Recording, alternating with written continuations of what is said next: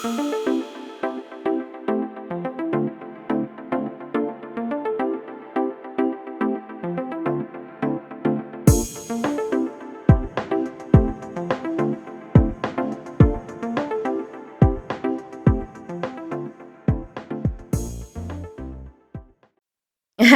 மக்களே! வணக்கம் and welcome to Latha Ganesh audio novels YouTube channel. நீங்க நம்ம சேனலுக்கு புதுசா வரீங்கன்னா சேனலை சப்ஸ்கிரைப் பண்ணுங்க. அப்படியே பக்கத்துல உள்ள பெல் ஐகானை கிளிக் பண்ணுங்கங்க. அப்பதான் நாங்க போட்ட அடுத்தடுத்த கதைகள் உங்களை வந்து சேரும். இன்னைக்கு நம்ம பார்க்க இருக்கிறது எழுத்தாளர் லதா கணேஷ் அவர்களின் நினைவெல்லாம் நீதானே. என்னங்க புதுக்கதை கேட்க ஆர்வமா இருக்கீங்களா? சரி வாங்க கதைக்குள்ள போகலாம். எழுத்தாளர் லதா கணேஷ் அவர்களின் நினைவெல்லாம் நீதானே கதையின் குரலாக நான் உங்கள் ஆர்ஜே சுபிதா கண்ணன். அத்தியாயம் 1.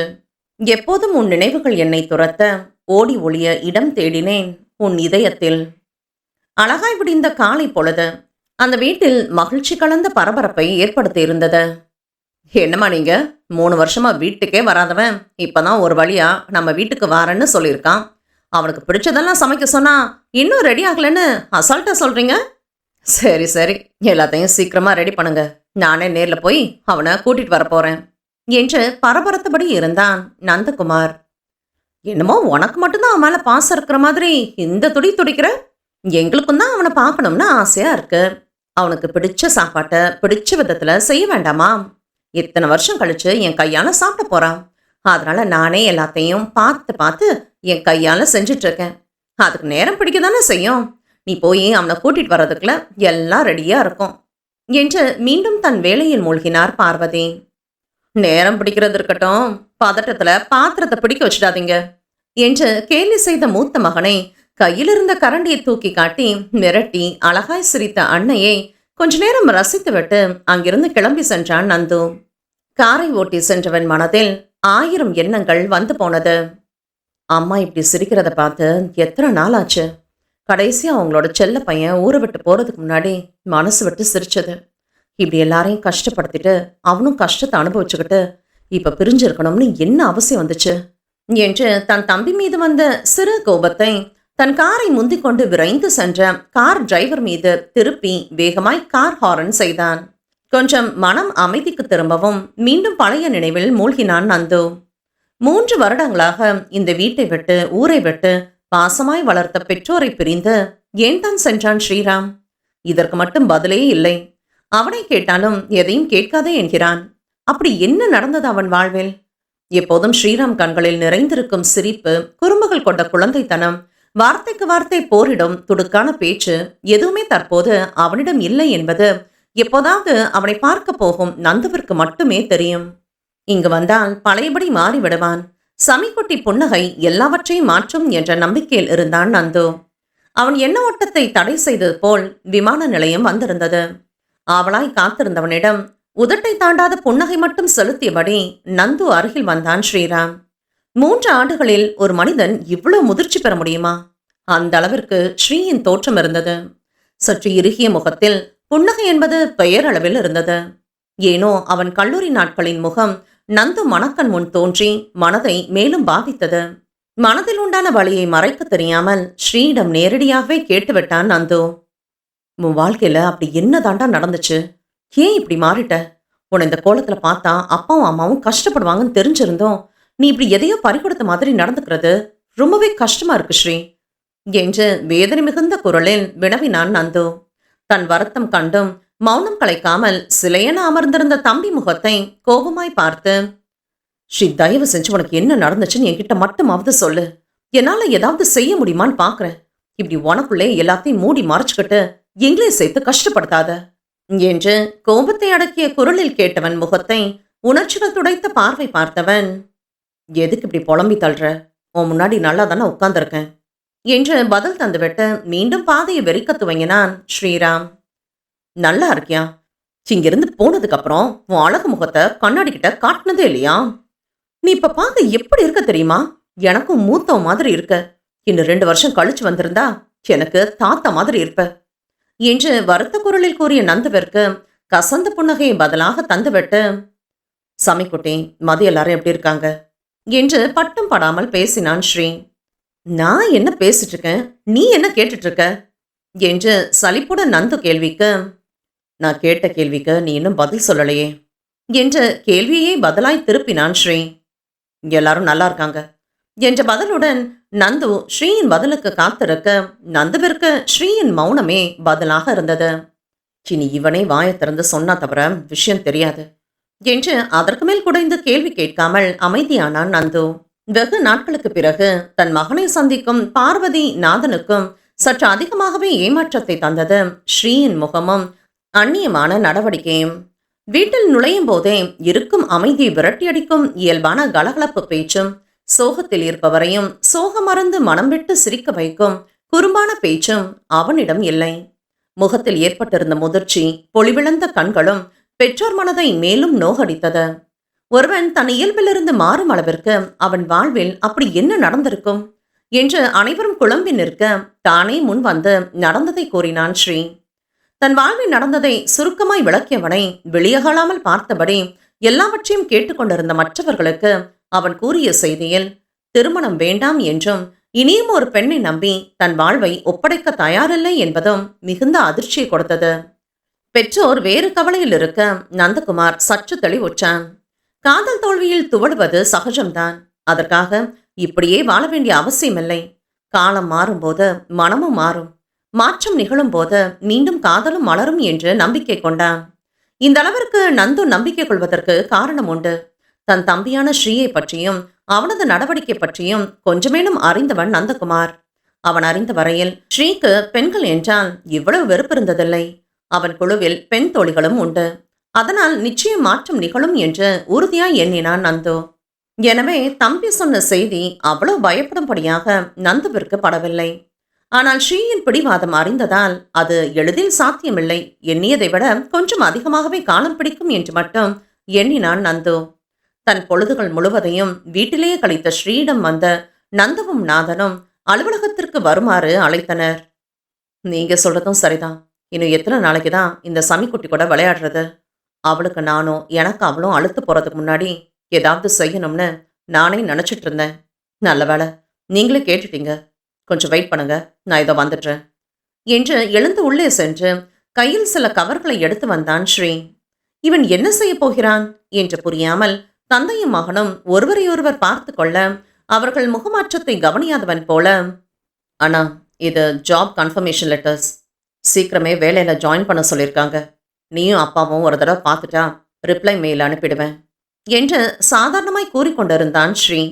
இந்த பேச்சுவார்த்தை நடந்தது வீட்டின் முன்னறை என்பதால் அனைவரின் கவனமும் அங்கு இருக்க மற்றவர் காதுகளிலும் ஸ்ரீயின் வார்த்தை விழுந்தது. எல்லோரும் மலைத்து போய் நிற்க ஸ்ரீ தொடர்ந்து பேசினான். என்ன, நான் கேட்டதுக்கு பதிலே சொல்லாம இப்படி பார்த்துட்டு நிக்கிறீங்க? ரீசெண்டாக ஆரம்பிச்ச கம்பெனியோட ஆஃபர் லெட்டர் கூட இதில் இருக்கு. நிறைய கம்பெனியோட பேரை இப்போதான் நான் ஃபர்ஸ்ட் டைம் கேட்குறேன். எனக்கு எதை சூஸ் பண்ணணும்னு தெரியல, ஒரே கன்ஃபியூஷனாக இருக்கு.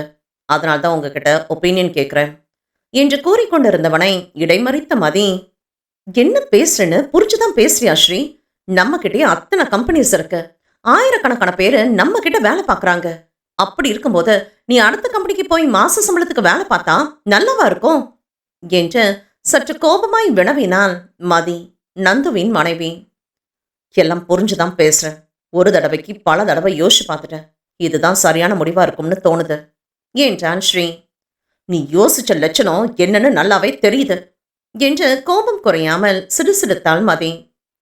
சரி, நான் யோசிக்கிறவதான் தப்புன்னு வச்சுக்கலாம். நீ உன் அறிவாளி மூளைய கசக்கி யோசிச்சு பாரு.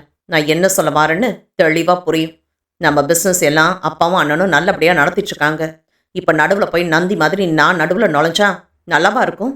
நம்ம வீட்டுக்கு ஒரு நந்தி போதும். அந்த நந்தி நந்துவாவே இருக்கட்டும். அவனுக்கு போட்டியா வர எனக்கு விருப்பம் இல்லை என்று பதில் தந்தான் ஸ்ரீ. ஸ்ரீ குரலில் பழைய குதூகலம் இல்லை என்றாலும் கலகலப்பாய் பேச முயன்றதே பெரும் நிம்மதியாய் உணர்ந்த நாதன் மகன் முகம் பார்த்து நிற்க தந்தையை திரும்பி ஒரு பார்வை பார்த்துவிட்டு, நீ என்ன சொல்ல போறனா? எப்படியோ அப்பா முடிவு என்னன்னு தெரிஞ்சிருச்சு என்று தன் தந்தையின் முகத்தில் இருந்து அவர் மனதை படித்தவன் போல தன் தமையன் முடிவை கேட்டான் ஸ்ரீ. ஒரு முடிவை எடுத்தால் அதிலிருந்து எளிதில் மாற்ற முடியாது என்று ஸ்ரீயின் குணமறிந்த நந்து அவன் போக்கிலேயே விட்டு பிடிக்க நினைத்து, உனக்கு எது இஷ்டமோ அதையே செய். உன்னை கட்டாயப்படுத்த எனக்கு விருப்பம் இல்லை.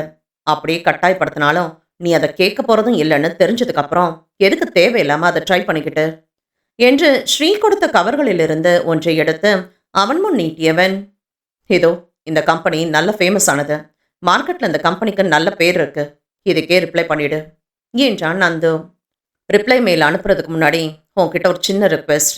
வெளியில போய் வேலை பார்க்கறதுக்கு முன்னாடி நம்ம ஆஃபீஸ்க்கு நீ கொஞ்ச நாள் வரணும். அங்க வந்து நம்மளோட ஒர்க் ஷெட்யூல் என்ன, நம்ம பிஸ்னஸ் ப்ராசஸ் என்னன்னு நீ தெரிஞ்சுக்கணும் என்றான் நந்து. நீ ஒருத்தனாவது நான் என்ன சொல்ல வரேன்னு புரிஞ்சுக்கிட்டு என் விருப்பத்துக்கு ஓகே சொல்லியிருக்க. அதனால உன் ரிக்வெஸ்ட்டை நான் அக்செப்ட் பண்ணிக்கிறேன்.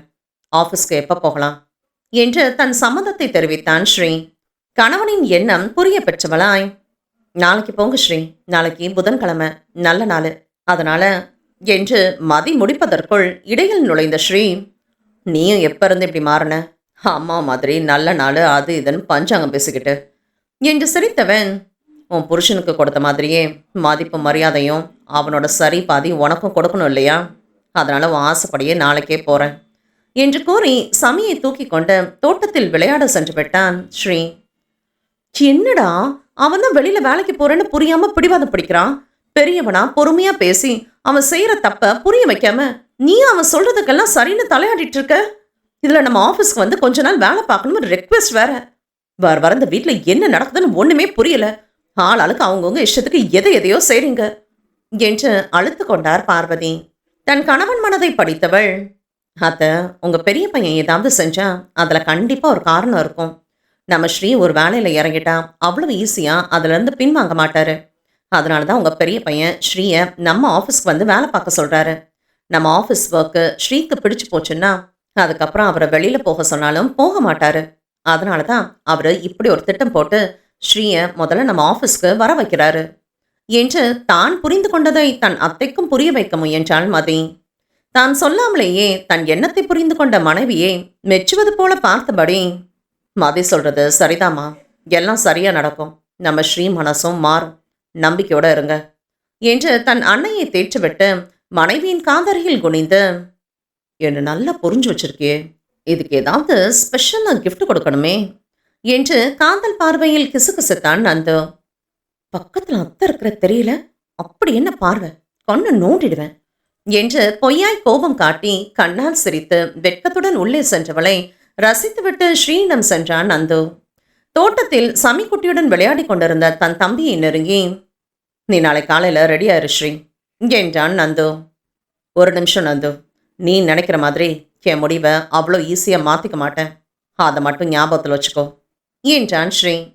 தம்பியின் புத்திசாலித்தனம் தெரிந்ததால் ஒன்றும் கூறாமல் சிரித்தபடி மகளிடம், உனக்கு ரொம்ப போர் அடிக்குதாடா செல்லம், அடுத்த வருஷம் உனக்கு நிறைய புது புது ஃப்ரெண்ட்ஸ் கிடைப்பாங்க என்று பேச்சை மாற்றினான் நந்து. தந்தையின் சொல் பாட்டி சொன்னதை நினைவுபடுத்த, எனக்கு தம்பி பாப்பா வேணும் என்றாள் மகள். தம்பியும் பாப்பாவுமா? போச்சுடா, யார் உன்கிட்ட இப்படி கேட்க சொன்னது என்று கேட்ட தந்தையிடம், அப்பா அம்மா கிட்ட ரொம்ப போர் அடிக்குதுன்னு சொல்லி தம்பி பாப்பா வேணும்னு கேளுன்னு பாட்டி தான் சொன்னாங்க என்றாள் மகள் வெகுளியாய். நானு தான் உங்க அம்மா கிட்ட கேட்குறேன். நாம நினைக்கிறது எங்க நடக்குது என்று ஏக்க பெருமூச்சு விட்ட அண்ணனை பார்த்து, உன்னை விட உன் மக பயங்கர புத்திசாலினா, ரெண்டுமே வேணுமா, பார்த்து ஏதாவது கடையில் வாங்கி கொடுன்னு அடம் பிடிக்கிறதுக்கு முன்னாடி ஏதாவது ஏற்பாடு செய் என்றான் ஸ்ரீ. சரி சரி பார்ப்போம் அங்கே எப்படி என்ன ஏதுன்னு.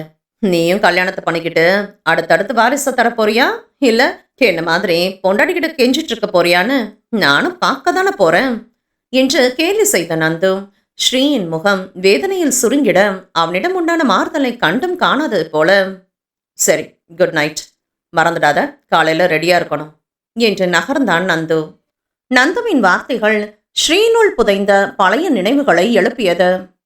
நமக்கு கல்யாணம் முடிஞ்சு 2 வருஷம் கழிச்சு தான் குழந்தை என்றதற்கு வெட்கத்துடன் தலை குனிந்து, ஏன் என்று கேட்டவளிடம், இளமைய முழுசா அனுபவிக்கணும் என்று ரகசிய புன்னகை செய்து அவள் கையை பற்றி அழுத்தியவனுக்கு வெட்கத்தில் சிவந்தவளின் முகம் கண்முன் தோன்றி இன்சித்தது.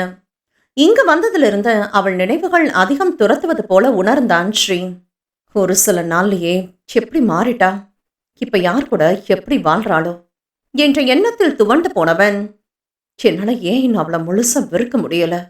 சின்ன முட்டாள்தனமா திரும்பி வர மாட்டாளான்னு ஏன் என்ன நானே கஷ்டப்படுத்திட்டு இருக்கேன் என்று புரியாமல் யோசித்தபடி வெகு நேரம் உளவி விட்டு கால்கள் ஓய்வு கேட்டு கெஞ்சவும் உறங்க சென்றான் ஸ்ரீ. மறுநாள் காலை விடியல் அவனுக்குள் சொல்ல முடியாத பல உணர்வுகளை கொடுத்தது.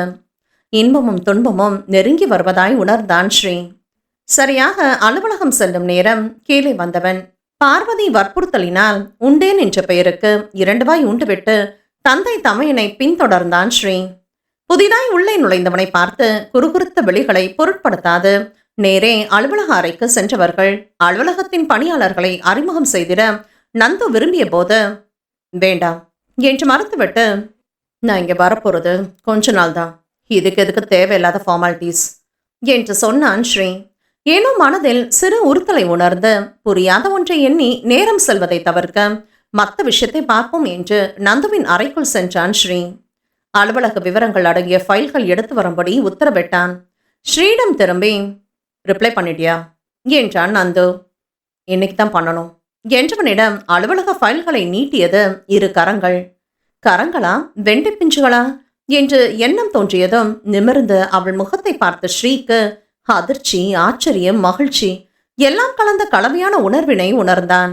சற்று நேரத்தில் உலகத்தையே சுற்றி வந்தது போல் இருந்தது. இது சந்தோஷ சுற்றுலாவா அல்லது என்று யோசிக்கும் முன், இது பிரியா, என் பிஏ என்று அறிமுகம் செய்து வைத்தான் நந்து. தன் கண்களையும் காதுகளையும் நம்ப முடியாதவன் போல மீண்டும் ஒரு முறை தனக்கு முன் நின்றிருந்தவளை வெறித்து நோக்கினான் ஸ்ரீ. நிஜமாய் தன் முன் நிற்பது பிரியாவே தான். எவளை தனக்கு எல்லாம் என்று எண்ணி இருந்தானோ அவளேதான். எவளை மறக்க முடியாமல் இங்கிருந்து ஓடி ஒளிந்தானோ அவளை மீண்டும் இங்கு சந்தித்ததில் பேச முடியாமல் வாயடைத்து நின்றான் ஸ்ரீ. பிரியா, இவன் என் தம்பி ஸ்ரீராம் என்று தன் தம்பியை அறிமுகம் செய்து வைத்தான் நந்து. இதற்கு முன் பார்த்து பழக்கமே இல்லாதது போல் புதியவனை பார்ப்பது போல பார்த்து கரம் குவைத்து வணக்கம் என்றாள் பிரியா. உன் நினைவுகள் என் உணர்வோடு விளையாட நீ என் வாழ்வோடு விளையாடுகிறாய் என்று மனதில் எண்ணியபடி பதிலுக்கு கரம் குவித்தான் ஸ்ரீ. இங்கு நடப்பதை கவனித்த நந்து ஸ்ரீயின் அதிர்ச்சியையும் பிரியாவின் அலட்சியத்தையும் கண்டும் காணாதது போல், பிரியா, ஸ்ரீய நம்ம ஆஃபீஸ் அக்கௌண்ட்ஸ் ஃபைல்ஸ் இருக்கிற ரூம்க்கு கூட்டிட்டு போய் தேவையான டீட்டெயில்ஸ் எல்லாம் எடுத்துக்கொடு என்று பணிந்துவிட்டு தன் வேலையில் ஆழ்ந்தான் நந்து. மறுபேதும் கூறாமல் அவள் முன்னே செல்ல ஸ்ரீ அவளை பின்தொடர்ந்தான்.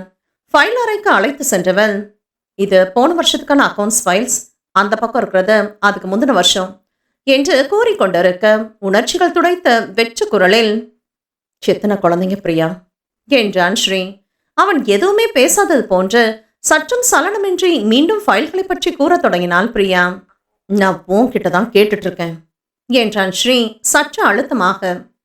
உங்களுக்கு ஆஃபீஸ் அக்கௌண்ட்ஸ் டீட்டெயில்ஸ் சொல்லதான் என்னை அனுப்பி வச்சிருக்காங்க, என் குடும்ப விஷயம் பேசுறதுக்குல்ல என்று கூறிய பிரியாவை நெருங்கிய ஸ்ரீ, உன் குடும்ப விஷயம் தெரிஞ்சுக்கிறது எனக்கு ரொம்ப முக்கியம் பிரியா என்றான் சற்று கடுமையாக. அந்த அறையில் ஒருபுறம் சுவரும் மறுபுறம் ஸ்ரீயும் வழியை மறைத்தபடி இருந்தது. அவன் அழுத்தமான குரலில் உணர்ந்தவள் சற்று மிரண்டு பின்வாங்கியபடி யோசித்தாள். நீ விலகி போயிட்டா ஸ்ரீ கண்டிப்பா என்கிட்ட வந்துடுவா, எங்க 2 பேரையும் சேர விடாம நீதான் நந்தி மாதிரி குறுக்க நிக்கிற என்றவளின் குரல் காதில் ஒலித்தது. அப்படின்னா இவனுக்கும் கண்டிப்பா கல்யாணம் ஆயிருக்கும். இவன் வாழ்க்கையில வேற ஒரு பொண்ணுக்கு இடம் கொடுத்துட்டு ஒண்ணுமே தெரியாத மாதிரி இவன் என்ன கேள்வி கேட்கறது என்று கோபமாய் நினைத்து கொண்டிருந்தவள் தன் பதிலுக்காக ஸ்ரீ காத்திருப்பது புரிந்து வேகமாய், 1 என்று பதில் தந்துவிட்டு, இன்னும் வேற ஏதாவது விளக்கம் வேணுமா என்று சிடுசிடுத்தாள் பிரியா. ஏற்கனவே எதிர்பார்த்த பதில்தான் எனினும் அவள் கூறி கேட்டிட மனம் கசந்தது. ஏதும் சொல்லாமல் அறையை விட்டு வெளியேறியவன் நேராக நந்துவிடம் சென்று, எனக்கு வெளியில கொஞ்சம் வேலை இருக்கு, நான் கிளம்புறேன் என்று கூறிவிட்டு அலுவலகத்தை விட்டு வெளியே சென்றான் ஸ்ரீ. அலுவலக நேரம் முடிந்த பிரியா வரும் வரை காத்து கொண்டிருந்தவன் அவளை கண்டதும் பின்தொடர தொடங்கினான். சில மணி நேரத்தில் ஒரு வீட்டின் முன் நின்ற பிரியா கதவை திறந்து உள்ளே நுழைகையில் ஒரு குழந்தை அவள் கால்களை கட்டி கொண்டது. அன்பாய் சிரித்ததையும் குழந்தையை தொடர்ந்து ஒரு ஆணும் அவளுடன் பேசியபடி உள்ளே செல்வதை கண்டான்.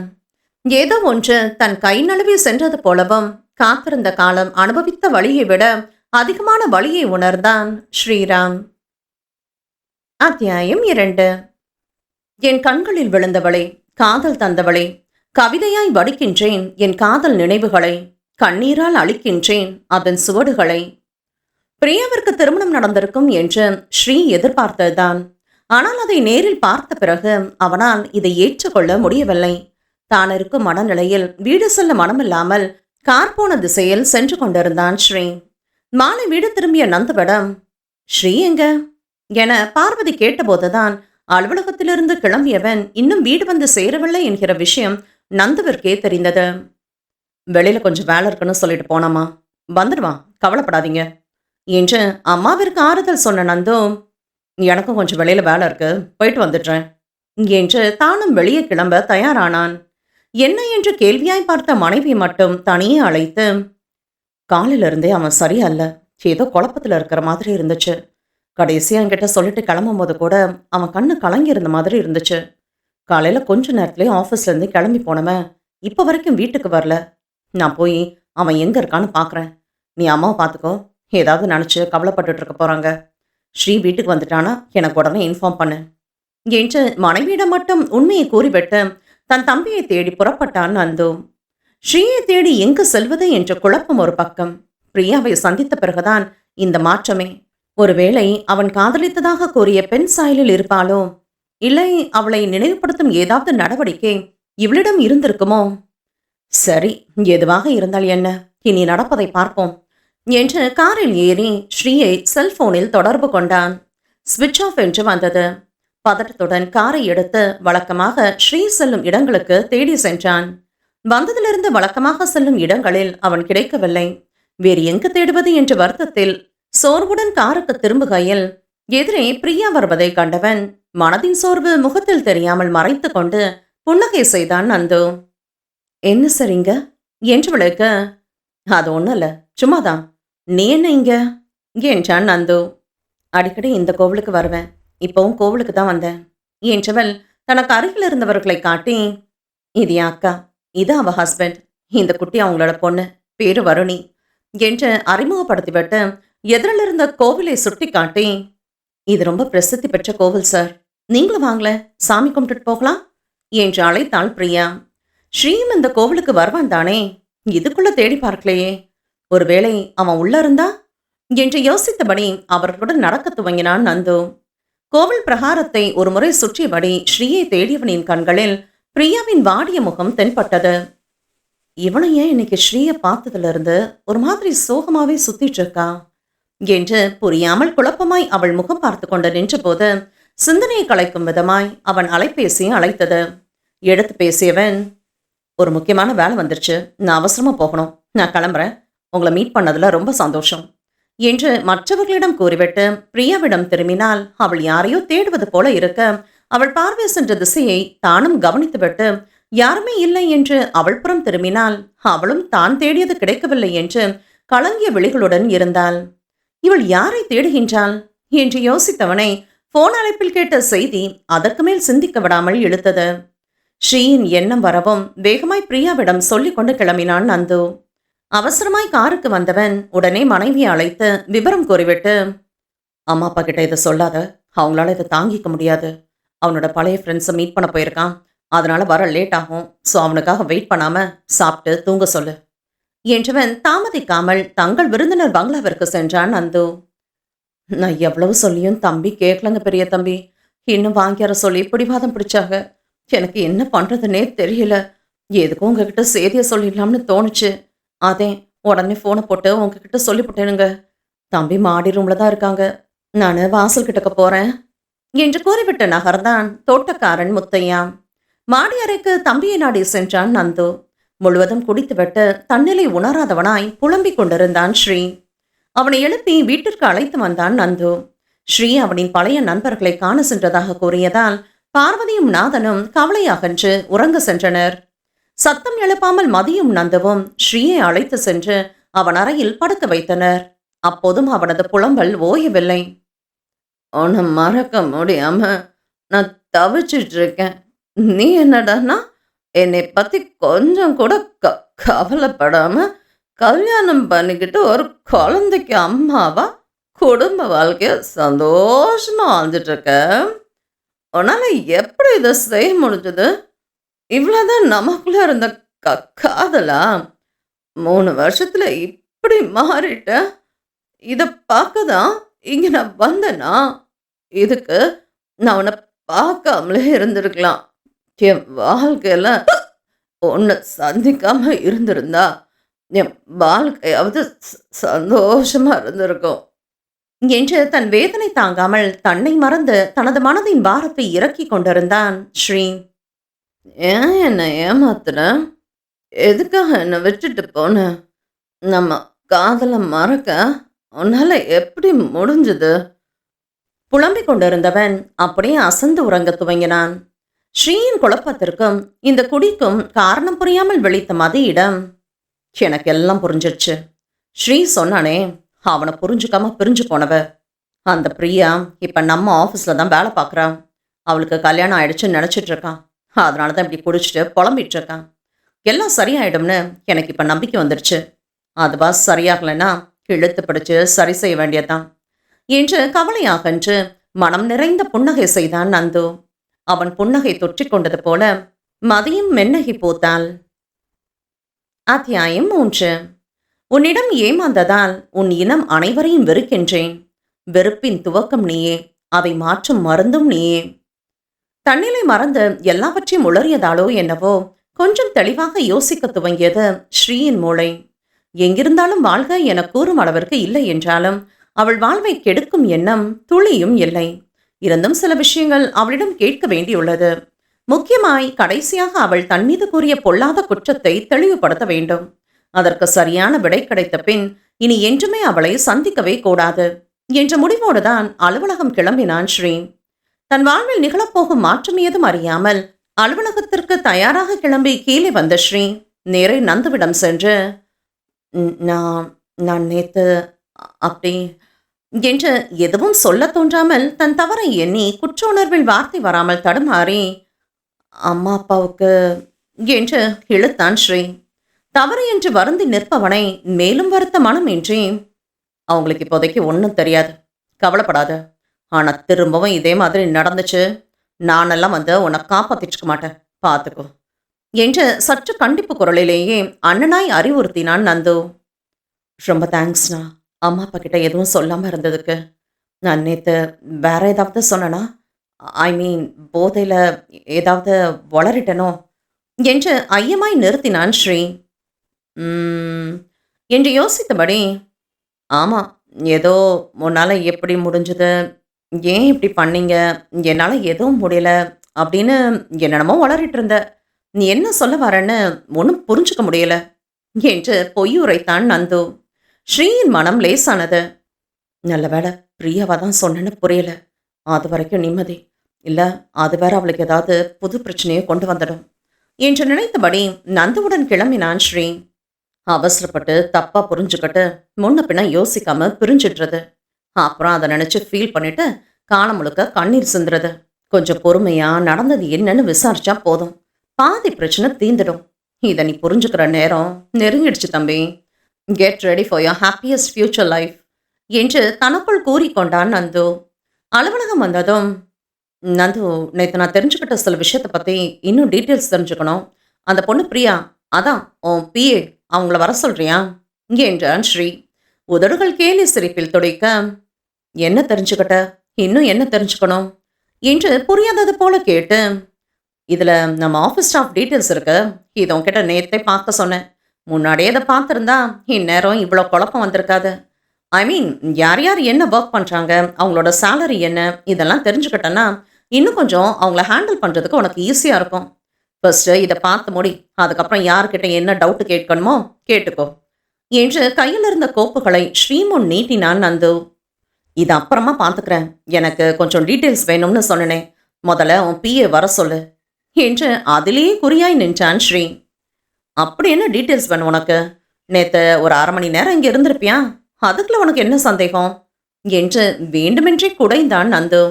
என்ன சொல்வது என்று விளங்காமல், அது அது வந்து ஆஃபீஸ் டீட்டெயில்ஸ் தான் கேட்பேன், வேற என்ன பேச போகிறேன்?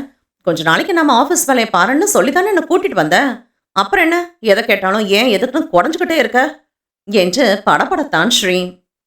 இப்போ நான் என்ன கேட்டுட்டேன்னு இவ்வளோ பதட்டப்படுற ஸ்ரீ? ஏன் இப்படி வித்தியாசமா நடந்துக்கிற? ஒன்றும் பிரச்சனை இல்லையே.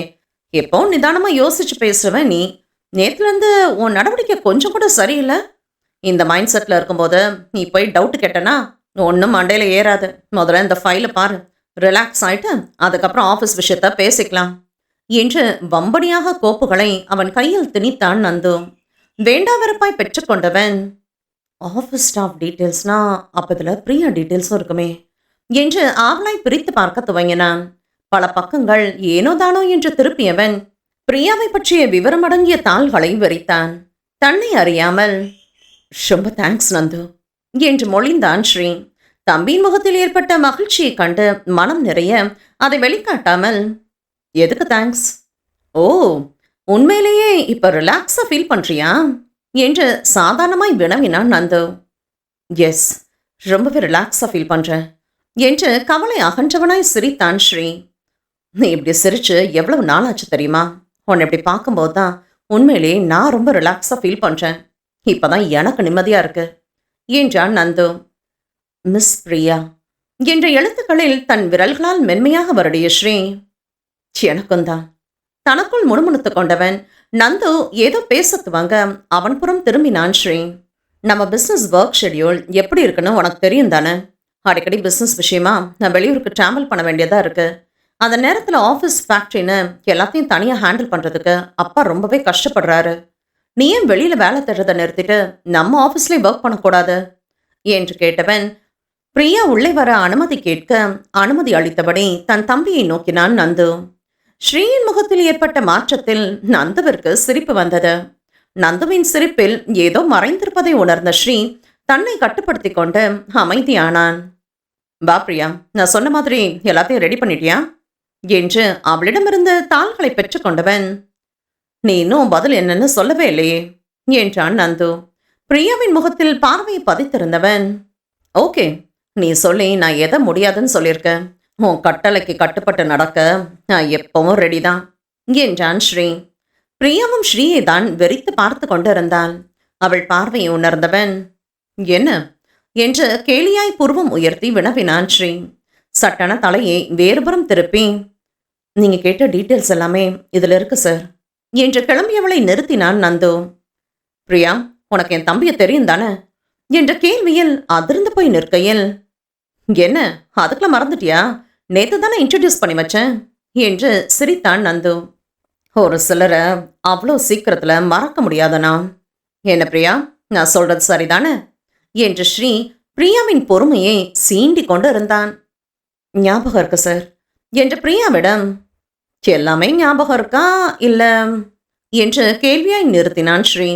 வேண்டுமென்றே தன்னை சீண்டுபவனை முறைத்துவிட்டு, எனக்கு கொஞ்சம் பெண்டிங் ஒர்க் இருக்கு சார், நான் என் பிளேஸ்க்கு போகட்டுமா என்றாள் பிரியா.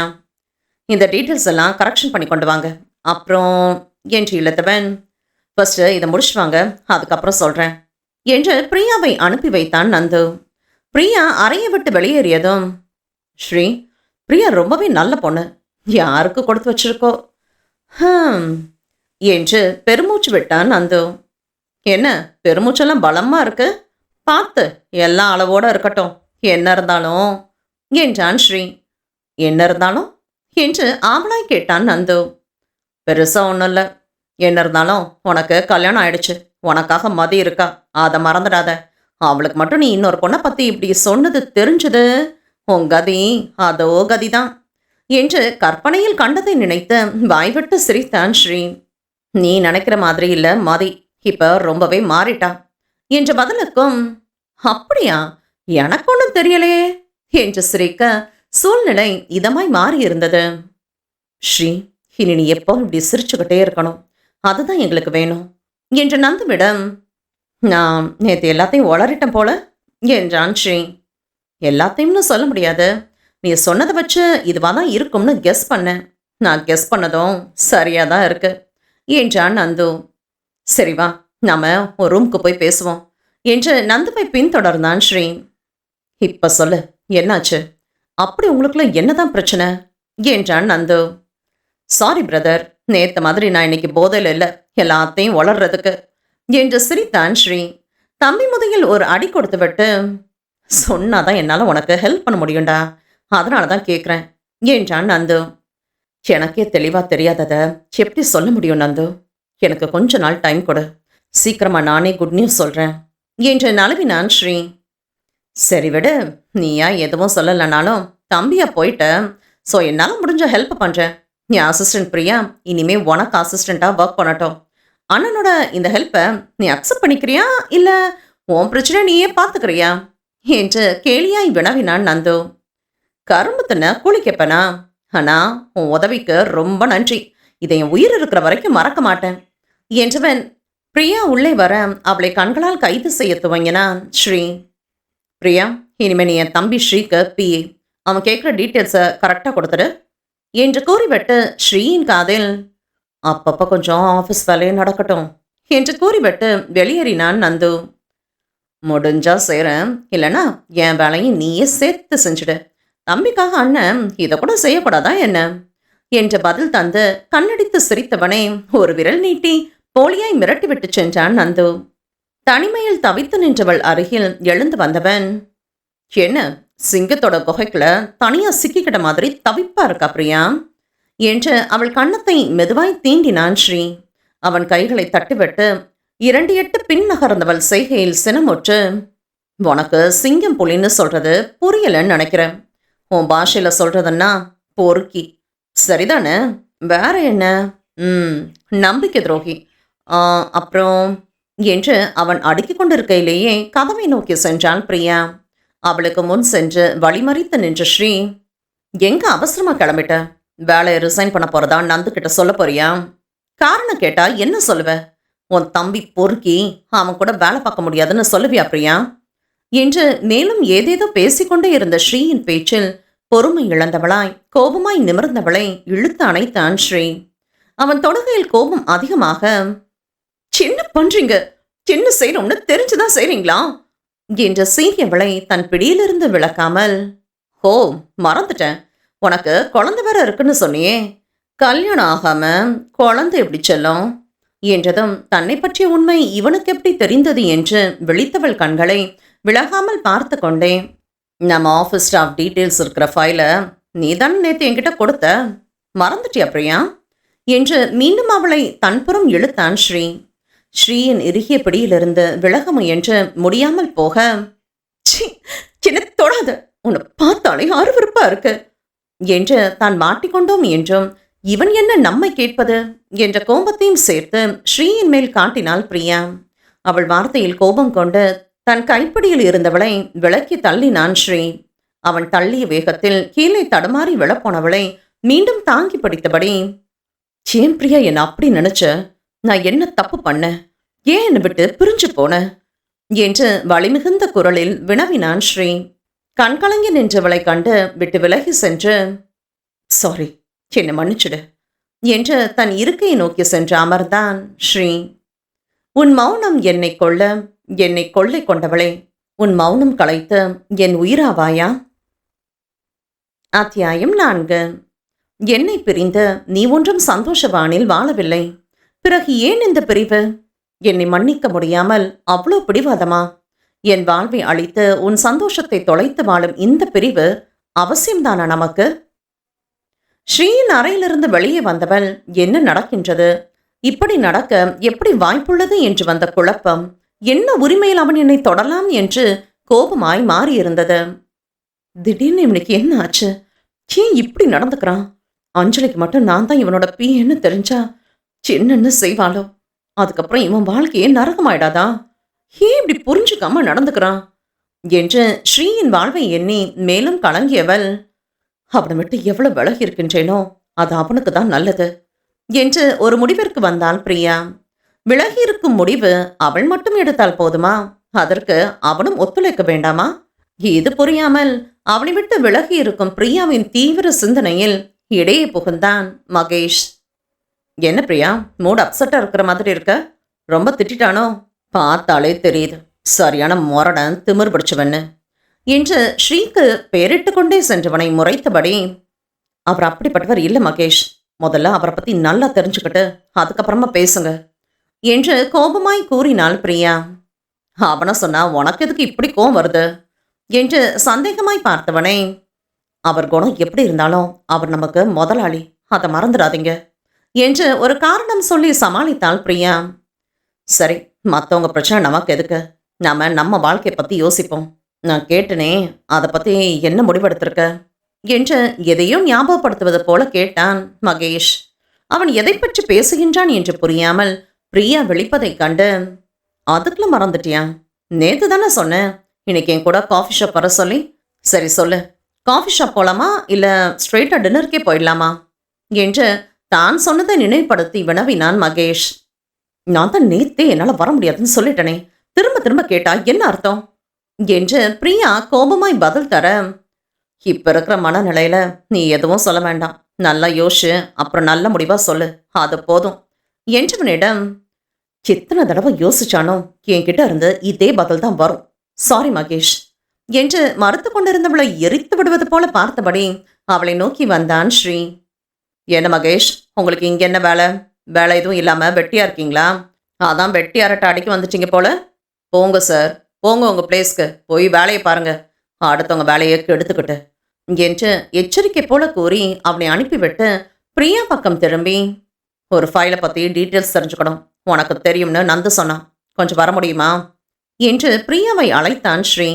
அவன் குரலில் இருந்த வெறுமை பிரியாவுக்கு பயத்தை கொடுத்தது. இருந்தும் முதலாளி வேலை விஷயம் என்று கூறி அழைத்தால் என்ன செய்ய முடியும்? ஒன்றும் பேசாமல் அவன் பின்னோடு சென்றவள், எந்த ஃபைலுன்னு சொன்னீங்கன்னா எனக்கு எடுத்து தர ஈஸியா இருக்கும் என்றாள் பிரியா. குரலில் எந்தவித சலனமும் இன்றி பேச நினைத்தவளை, அவன்கிட்ட உனக்கு என்ன பேச்சு என்று கடிந்தபடி கேட்டவனின் வார்த்தைகள் நிதானத்தை இழக்க செய்தது. கோபமாய் நிமிர்ந்து, அது கேட்க நீங்க யாரு? ஆபீஸ் விஷயமா பேசுறதா இருந்தா பேசுங்க, அது சம்பந்தமான கேள்வி நான் மட்டும் கேளுங்க, என் தனிப்பட்ட விஷயத்தை பத்தி கேள்வி கேட்கவோ தலையிடவோ உங்களுக்கு எந்த உரிமையும் இல்லை என்றாள் பிரியா. தான் கேட்ட கேள்விக்கு பதில் தராமல் தன்னையே திரும்ப கேள்வி கேட்டவளை இழுத்து அணைத்து முரட்டுத்தனமாய் முத்தமிட்டான் ஸ்ரீ. இந்த முத்தம் சொல்லும் உன்கிட்ட எனக்கு என்ன உரிமை இருக்குன்னு, எல்லாத்தையும் மறந்துட்டியா? என் உரிமை என்னன்னு நான் காட்ட ஆரம்பிச்சா நீ தாங்க மாட்ட பிரியா என்று கோபமாய் கத்தியவன் அவள் மிரண்டு நிற்கும் நிலை கண்டு குரலை தணித்து, ஏன் இப்படி மாறிட்ட, உனக்கு என்ன ஆச்சு என்று தாழ்ந்து போனவன் கைப்பிடியிலிருந்து விலகி நின்று, என் வாழ்க்கையில உங்க சாப்டர் முடிஞ்சு போன விஷயம், கடந்து போன கசப்பான விஷயங்களை நினைச்சு எனக்கு நீ கிடைக்க போற சந்தோஷமான வாழ்க்கை கிடைத்துக்க நான் ஒண்ணு முட்டாள் இல்ல என்று கோபமாய் பதில் தந்துவிட்டு வெளியேற முயன்றான் பிரியா. 2 அடி நகர்ந்து செல்வதற்குள் மீண்டும் அவள் கரம் பற்றி இழுத்து தன் முன் கொண்டு வந்து நிறுத்தியவன், உன்கிட்ட உரிமை எடுத்துக்கிற உரிமை எனக்கு மட்டும்தான் இருக்கு, அந்த உரிமையை எவனுக்கும் நான் விட்டு தரமாட்டேன், அதை மறந்துடாத என்று தீர்மானமாய் கூறி தன் கோபத்தின் வெளிப்பாடாய் பற்றியிருந்த இடத்தை வலிக்கும்படி அழுத்தி பிடித்தான் ஸ்ரீ. வலி தாங்காமல் கண்கலங்கி நின்றவளை கண்டுதான் பேச்சை நிறுத்தியவன், செய்யறதெல்லாம் செஞ்சுட்டு இந்த 2 சொட்டு கண்ணீர் விட்டு ஏமாத்த பாக்குறியா? இந்த நடிப்பை எல்லாம் வேற யார்கிட்டயாவது வச்சுக்கோ என்ற ஸ்ரீயின் பேச்சில் கோபம் அடைந்தவள், போதும் நிறுத்துங்க, யாரு நானா கண்ணீர் விட்டு ஏமாத்துறேன்? நான் ஏமாந்துட்டு இருக்கேன், ஃப்ராடு 420 உள்ள ஒண்ணு வச்சுக்கிட்டு வெளியில வேற மாதிரி நடிச்சு ஏமாத்துற ஏமாத்துக்காரன், இதுல என்ன ஏமாத்துக்காரின்னு சொல்ல வந்துட்டீங்க என்றிட அவள் பேசுவது புரியாதது போல நின்றிருந்தவனை கண்டு கோபம் அதிகமாக, ஆனாலும் என்ன செஞ்சனே புரியாத மாதிரி நடிக்கிறதெல்லாம் கொஞ்சம் ஓவர் தான், இப்ப யாரை ஏமாத்த இப்படி நல்லவர் வேஷம் போட்டிருக்கீங்க? இன்னும் உங்களை நம்ப ஏமாறதுக்கு அப்பாவி பொண்ணு இங்க யாரும் இல்ல என்று சீறிவிட்டு அங்கிருந்து வெளியேறினாள் பிரியா. ஏனோ பிரியாவின் வார்த்தைகளும் அதன் அர்த்தங்களும் கொஞ்சம் கூட புரிப்படவில்லை ஸ்ரீக்கு. குழப்ப மனநிலையில் இங்கு இருக்க முடியாது என்று தோன்றிட உடனே நந்துவிடம் சொல்லிவிட்டு வீட்டிற்கு சென்றான். நேரே தான் தற்போது தங்கியிருக்கும் அறைக்கு சென்று ஒரு சாவியை எடுத்துக்கொண்டு மற்றொரு அறைக்கு சென்றான். வெகு நாட்களாக அடைத்து வைக்கப்பட்டிருந்த அந்த அறைதான் ஸ்ரீ முதலில் பயன்படுத்தியது. அவன் ஊரிலிருந்து வருகிறான் என்றதும் அறையை சுத்தம் செய்ய ஏற்பாடு செய்தபோது தனக்காக வேறு அறையை ஏற்பாடு செய்ய சொல்லி அதிலேயே தங்கிவிட்டான். பழைய அறையில் பிரியாவை நினைவுபடுத்தும் நினைவுகள் உண்டு. அவள் புகைப்படம், காதலை வெளிப்படுத்தும் பல தருணங்களில் பரிமாறிக்கொண்ட பரிசு பொருட்கள் என்று இல்லை, முதலில் மொபைலில் பேசிய நிமிடங்கள். அந்த அறை அனைத்திலும் பிரியாவின் நினைவுகள் மட்டுமே நிறைந்ததாய் உணர்ந்தான் ஸ்ரீ. அங்கிருந்து கொண்டு அவளை மறக்க முயற்சிப்பது முட்டாள்தனம் என்றுதான் வேறு அறைக்கு மாறினான்.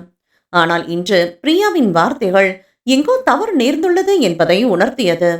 அவள் இன்னும் தன்னை மறக்கவில்லை என்பதை அவள் கண்ணீர் தெளிவாய் உணர்த்தியது. இருந்தும் ஏன் இந்த விலகல், கோபம் என்ற காரணம் புரியவில்லை. அறையின் உள்ளே நுழைந்ததும் மனதில் பழைய நினைவுகள் பனியாய் படர்ந்தது.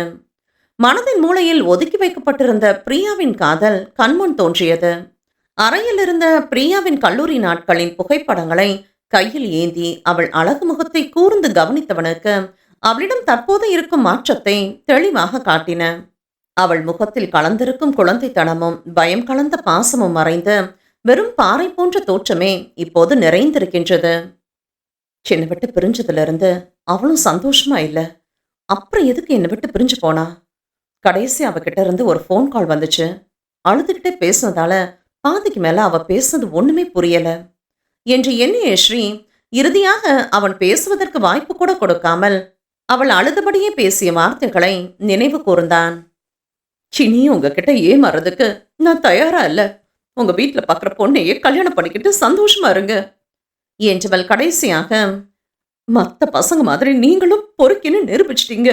இனி என் முகத்துல கூட முழிக்காதீங்க. திரும்பவும் என்ன பார்க்க முயற்சி பண்ணாதீங்க என்றபடி அழைப்பை துண்டித்தாள். தன்னை அறியாமலே பழைய நினைவுகளில் ஆழ்ந்தவன் பிரியாவின் முதல் சந்திப்பை எண்ணியபடி கட்டிலில் சாய்ந்தான் ஸ்ரீ.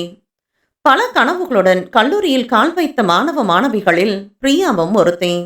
எந்த உடையும் அணிய அனுமதித்த அந்த கல்லூரியில் ஒரு எளிமையான சுடிதாரில் மற்றவரை விட ஈர்க்கும் அழகுடன் வந்தவள் இன்னும் அவளின் பேச்சின் இனிமை, குரலின் நடுக்கம், முகத்தின் பயம் எல்லாம் ஸ்ரீயின் மனதை விட்டு அகலவில்லை. கண்மூடி திறந்தால் கண்முன் மின்னலாய் வந்து போகிறாய். கனவில் கூட கோபத்தை காட்டுகிறாய். எப்போது என் வானில் நிலவாவாய், மலராவாய் என் யாதுமானவளே. நினைவு. அத்தியாயம் 5. இன்று என்னவோ நான் சகலமும் அடைந்துவிட்ட திருப்தி பிறந்தது. ஆனால் நம் பிரிவில் ஒரு சலனமும் இல்லை.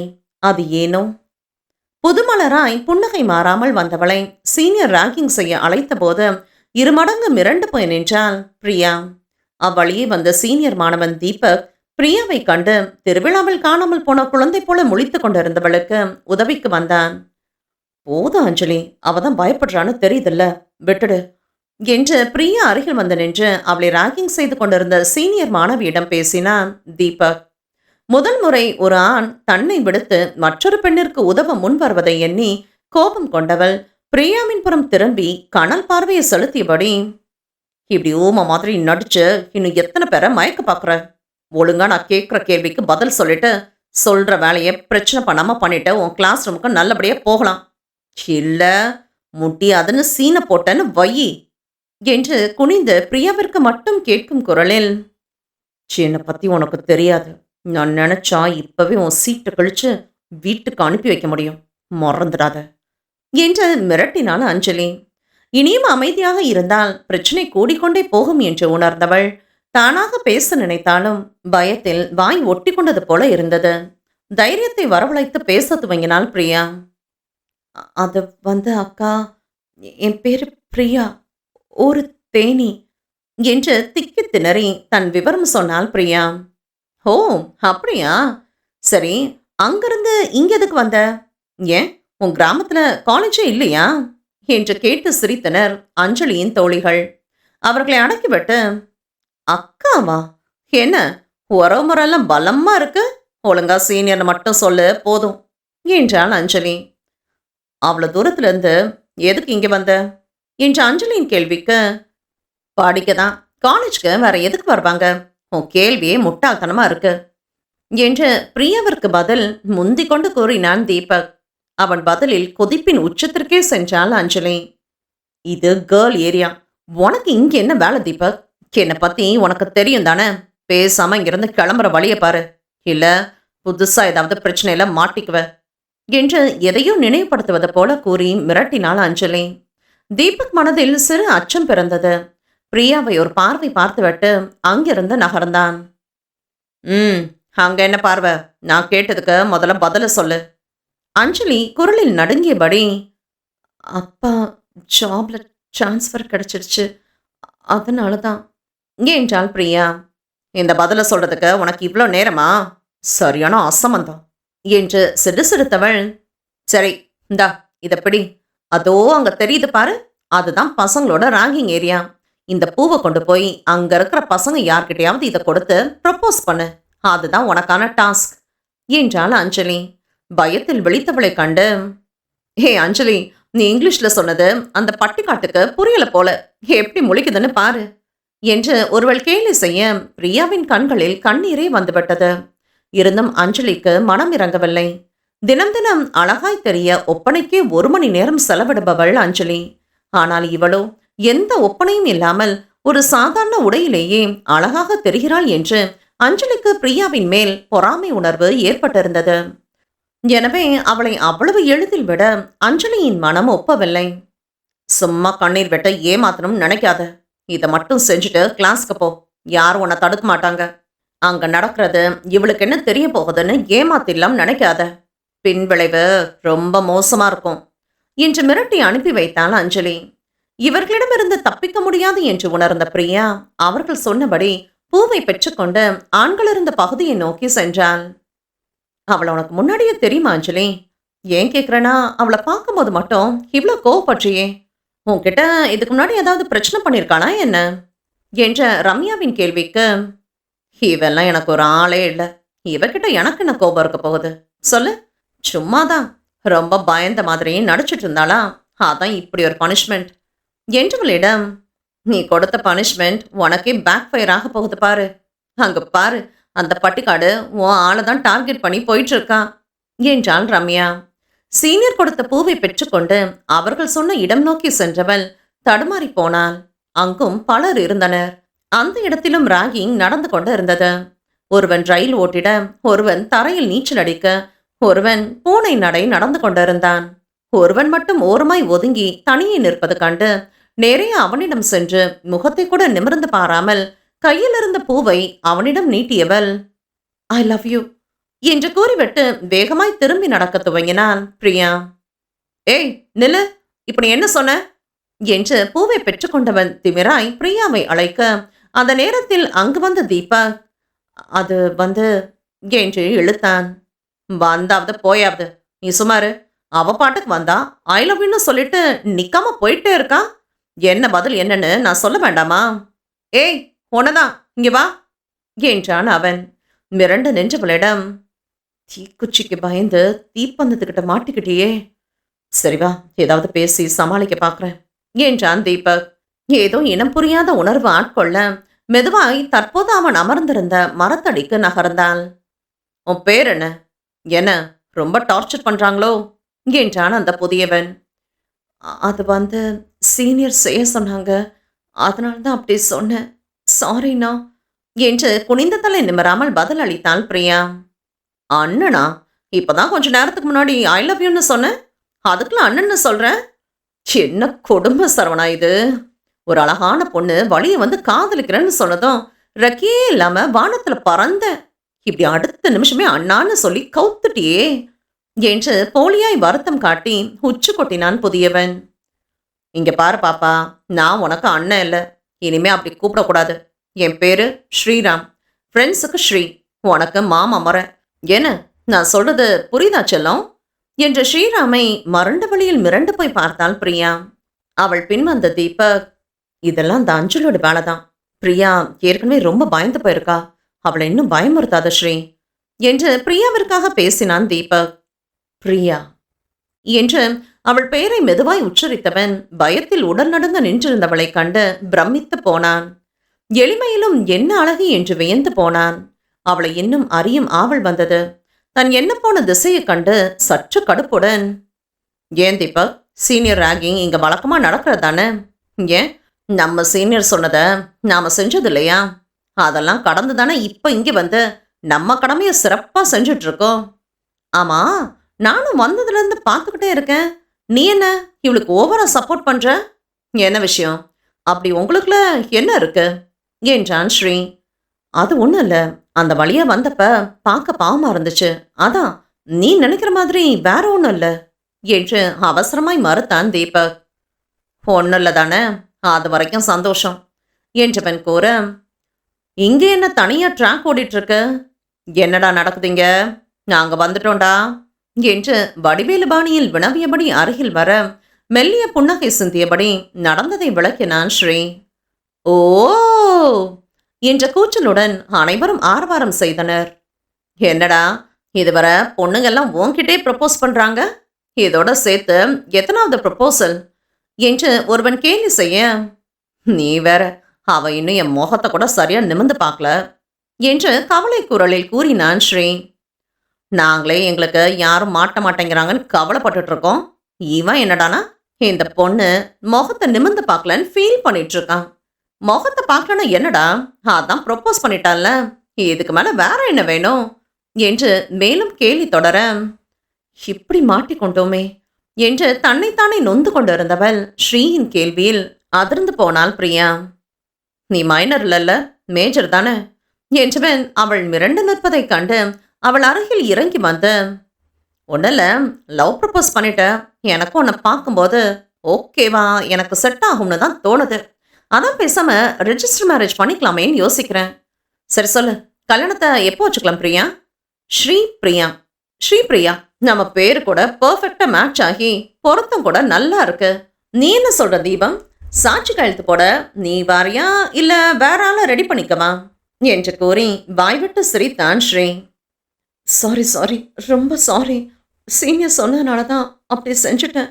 தயவு செஞ்சு என்ன மன்னிச்சிடுங்க என்று படபடத்தாள் பிரியா.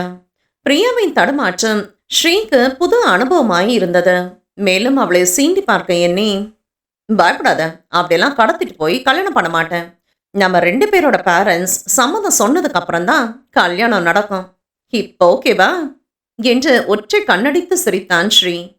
பயத்துடன் கலங்கி நின்றவள் கண்ணீர் தன்னையும் கலங்கடிப்பதாய் உணர்ந்தவன், ஹே ரிலாக்ஸ், ஐம் ஜஸ்ட் ஜோக்கிங். இதுவும் சம் கைண்ட் ஆஃப் ரேங்கிங் தான். இதுக்கு நீ இவ்வளோ டென்ஷன் ஆகுற? இப்படி சின்ன சின்ன விஷயத்துக்கெல்லாம் கண்ணீர் விடக்கூடாது. என்ன புரிஞ்சுதா? சரி நீ கிளம்பு என்று அவளை அனுப்ப முற்பட்டவனை தடுத்தான் வினோத். அதுக்குள்ள என்ன அவசரம் ஸ்ரீ? இந்த பொண்ணு உனக்கு ப்ரப்போஸ் பண்ணத நாங்க பார்க்கவே இல்லையே. ப்ளீஸ்டா மச்சான், எங்களுக்காக ஒன்ஸ் மோர்டா என்று வினோத் வினவிட, ஒன்ஸ் மோர் போலாமா மச்சான் என்று மற்றொருவன் குரல் கொடுத்தான். நீ என்னடா நம்ம மச்சான் கிட்ட இதுக்கெல்லாம் போய் பெர்மிஷன் கேட்டுட்டு இருக்க? ஒரு தடவை சொல்லியாச்சு, இன்னொரு தடவை சொல்ல கஷ்டமா இருக்க போகுது. என்ன பாப்பா, நான் சொல்றது சரிதானே? எங்க முன்னாடி மறக்கா ஒருக்கா ப்ரப்போஸ் பண்ண பார்க்கலாம் என்று பிரியாவை சீண்டினான் விக்னேஷ். மச்சான் ஸ்ரீ சொல்லுடா, கிளாஸுக்கு டைம் ஆச்சு என்று பரபரத்தான் மற்றொருவன். ஏதாவது செய்து காப்பாற்று என்று வேண்டுதல் பார்வையில் தீபக்கை பார்த்தாள் பிரியா. இந்த பார்வை பரிமாற்றத்தை கவனித்த ஸ்ரீக்கு, அது என்ன நான் இருக்கும்போது அவங்கிட்ட ஹெல்ப் கேட்கறது என்று உள்ளுக்குள் கோபம் வந்தது. இது என்ன, நான் எதற்கு இப்படி யோசிக்கிறேன்? இவ யார் எனக்கு? இவ யார்கிட்ட ஹெல்ப் கேட்டா எனக்கு என்ன? என்கிட்ட ஹெல்ப் கேட்கலன்னு எனக்கு எதுக்கு கோபம் வரணும் என்று நினைத்தவன், ஆனால் இந்த உணர்வு கூட சுகமாய் இருப்பதாய் உணர்ந்தான் ஸ்ரீ. தனக்குள் உண்டான புது உணர்வை தனக்குள்ளேயே மறைத்து கொண்டு விக்னேஷிடம், என்னடா விக்கி மச்சான்னு சொல்ற? அப்படின்னா இவ உனக்கு தங்கச்சியா? இன்னைக்கு உலகத்துக்கே மழை வரப்போகுது. நம்ம விக்கி முதல் தடவையா ஒரு பொண்ணை தங்கச்சின்னு ஒத்துக்கிட்டான். கண்டிப்பா இதை செலிப்ரேட் பண்ணியே ஆகணும். வாங்க வாங்க கேன்டீன் போகலாம். இன்னைக்கு என்னோட ட்ரீட்னு ஆசை காட்டி எங்களை ஏமாத்த பார்க்காத. ஆமா, நீ ஏன் நழுவ பார்க்குற? என்னடா வெக்கமா இருக்கா? ஆட இங்க பாருங்கடா, நம்ம ஸ்ரீ ஷையா ஃபீல் பண்றான். இது புதுசா இருக்கே என்று அவனின் எண்ணத்தை கண்டுபிடித்து அவன் முயற்சியை தடை செய்தான் வினோத். நண்பர்கள் தன்னை கலாய்த்து கொண்டிருந்த நேரம் பிரியா அங்கிருந்து நழுவி விடுவாள் என்று எண்ணிய ஸ்ரீ அது நடக்காமல் இருக்க, நீனு போகலையா என்பது போல பிரியாவை பார்த்தான் ஸ்ரீ. அவள் எப்படி சொல்வது? அவளை சுற்றிதான் ஸ்ரீயின் மற்ற நண்பர்கள் நிற்கின்றார்களே. அதன் பிறகுதான் கவனித்தவன், இருந்தும் நண்பர்கள் விடவில்லை என்பதால் மீண்டும் ஒருமுறை சொல்லும்படி அவளை கேட்டுக்கொண்டவன் அவள் தயங்குவதைக் கண்டு, நான் தான் ஏற்கனவே சொன்னேனே, இதுவும் ராங்கிங் மாதிரி தான். ஜஸ்ட் ஃப்ரெண்ட்லியா, ஃப்ரெண்டுகிட்ட க்ளோஸ் ஃப்ரெண்டுகிட்ட சொல்ற மாதிரி சொல்லிடு என்று சமாதானம் கோரியவன் மனதில் மீண்டும் அவள் வாயால் அந்த வார்த்தையை கேட்க ஆவல் இழந்தது. ஸ்ரீயின் கைகளில் இருந்த பூவை பெற்றுக்கொண்டவள் முன்பு போலவே தலை நிமிராமல், ஆனால் முன்பை விட தடுமாறியபடியே அதே வார்த்தையை திரும்ப கோரிட, இது உண்மையா இருக்கக்கூடாதா என்று ஸ்ரீ மனம் ஏங்கியது. எங்க மச்சான் முகம் அவ்வளோ கொடூரமாவா இருக்கு? முகத்தை பார்க்க இப்படி பயப்படுற என்று கலாய்த்தான் விக்கி. தலை நிமிர்ந்து அவனை பார்த்து அவன் கண்ணை பார்த்து சொல்லு, இல்ல இங்கிருந்து போக முடியாது என்று மிரட்டினான் வினோத். அவர்கள் கூறியபடி நிமிர்ந்து அவன் கண்களை பார்த்தவள் தடுமாறி போனாள். அவனுக்கும் அப்படிதான் இருந்தது போல. வார்த்தைகளை கூறி முடிப்பதற்குள் திணறி போனவள் அவர்கள் அனுமதி தர முன்பே தப்பித்தோம் பிழைத்தோம் என்று ஓடத் துவங்கினாள் பிரியா. அவள் சென்ற திசையை வெறித்து நோக்கியபடி இருந்தான் ஸ்ரீ. எங்கிருந்து வந்தாயடி? என்னை பார்த்து பொய்க்காதல் உரைத்தாய். என்னுள் மெய்க்காதல் முளைத்தது. நீ விலகி சென்றாய். என் நிழல் கூட சுடுகின்றது. பிரியாவை பின்தொடர்ந்து சென்றான் தீபக். பிரியா, கொஞ்சம் நில்லுமா. காலேஜ் லைஃப்ல இதெல்லாம் ரொம்ப சாதாரணமான விஷயம், பெருசா எடுத்துக்காத என்று அவளை தேற்ற முயன்றான். உங்களை அண்ணன்னு கூப்பிடலாமா? அனுமதி கேட்டவள் அவன் சரி என்று அனுமதிக்கவும், ரொம்ப தேங்க்ஸ்ண்ணா, எனக்கு ரொம்ப ஹெல்ப்ஃபுல்லாக இருந்தீங்க என்றாள் பிரியா. இதுக்கெல்லாம் எதுக்குமா தேங்க்ஸ் சொல்லிட்டு? நானும் காலேஜ் வந்த புதுசுல உன்ன மாதிரி தான் மிரண்டு போய் நின்று என்று அவள் கேட்காமலேயே சில விவரங்களை கூற துவங்கினான். உன்னை ரேங்கிங் பண்ண பொண்ணு பேரு அஞ்சலி. யூஜி ஃபைனல் இயர் படிச்சுட்டு இருக்கா. அவ அப்பா இந்த காலேஜ் மேனேஜ்மெண்ட்ல இருக்காரு. ஸோ அவளை யாரும் இங்கே எந்த கேள்வியும் கேட்க மாட்டாங்க என்றவன் தயங்கியபடி, அதனால தான் என்னால் எதுவும் செய்ய முடியல என்றான் தீபக் குற்ற உணர்ச்சியுடன். நீங்கள் இந்த அளவுக்கு செஞ்சதே பெரிய விஷயம்னா, இதுக்கு மேலே ஏதாவது ரிஸ்க் எடுத்திருந்தீங்கன்னா அது உங்களுக்கு தான் பிரச்சனையாக முடிஞ்சிருக்கும் என்றாள் பிரியா. நீ சொல்றது உண்மைதான் பிரியா. அவ கூடவே சுத்திட்டு இருக்கிற ஃப்ரெண்ட் ஒருத்தி என்னை லவ் பண்ணுறதா தொந்தரவு பண்ணிகிட்டே இருந்தா. எனக்கு இன்ட்ரெஸ்ட் இல்லைன்னு சொன்னதும் நான் தான் அவளை ரொம்ப நாளாக லவ் டார்ச்சர் பண்ணதான் என் மேலே பழியை போட்டு 1 மாதம் சஸ்பெண்ட் பண்ண வச்சுட்டான் அஞ்சலி. அவன் மட்டும் இல்லை, ஸ்ரீயும் பெரிய இடம்தான். அவனும் மேனேஜ்மெண்ட்டுக்கு ரொம்ப க்ளோஸான ஆள் தான். ஸ்ரீ பிஜி ஃபைனல் இயர் படிச்சுட்டு இருக்கான். உன்னால் எவ்வளோ முடியுதோ அவ்வளோ தூரம் இவங்களை விட்டு விலகி இருக்கிறது தான் உனக்கு நல்லது. நான் சொன்னதை மறந்துடாத என ஒரு அண்ணனாய் எச்சரித்தான் தீபக். நாம் நினைப்பது மட்டுமே நடந்துவிட்டால் நாம் கடவுளை எப்படி நினைப்போம்? பிரியாவின் நினைவில் தன்னை மறந்திருந்தான் ஸ்ரீ.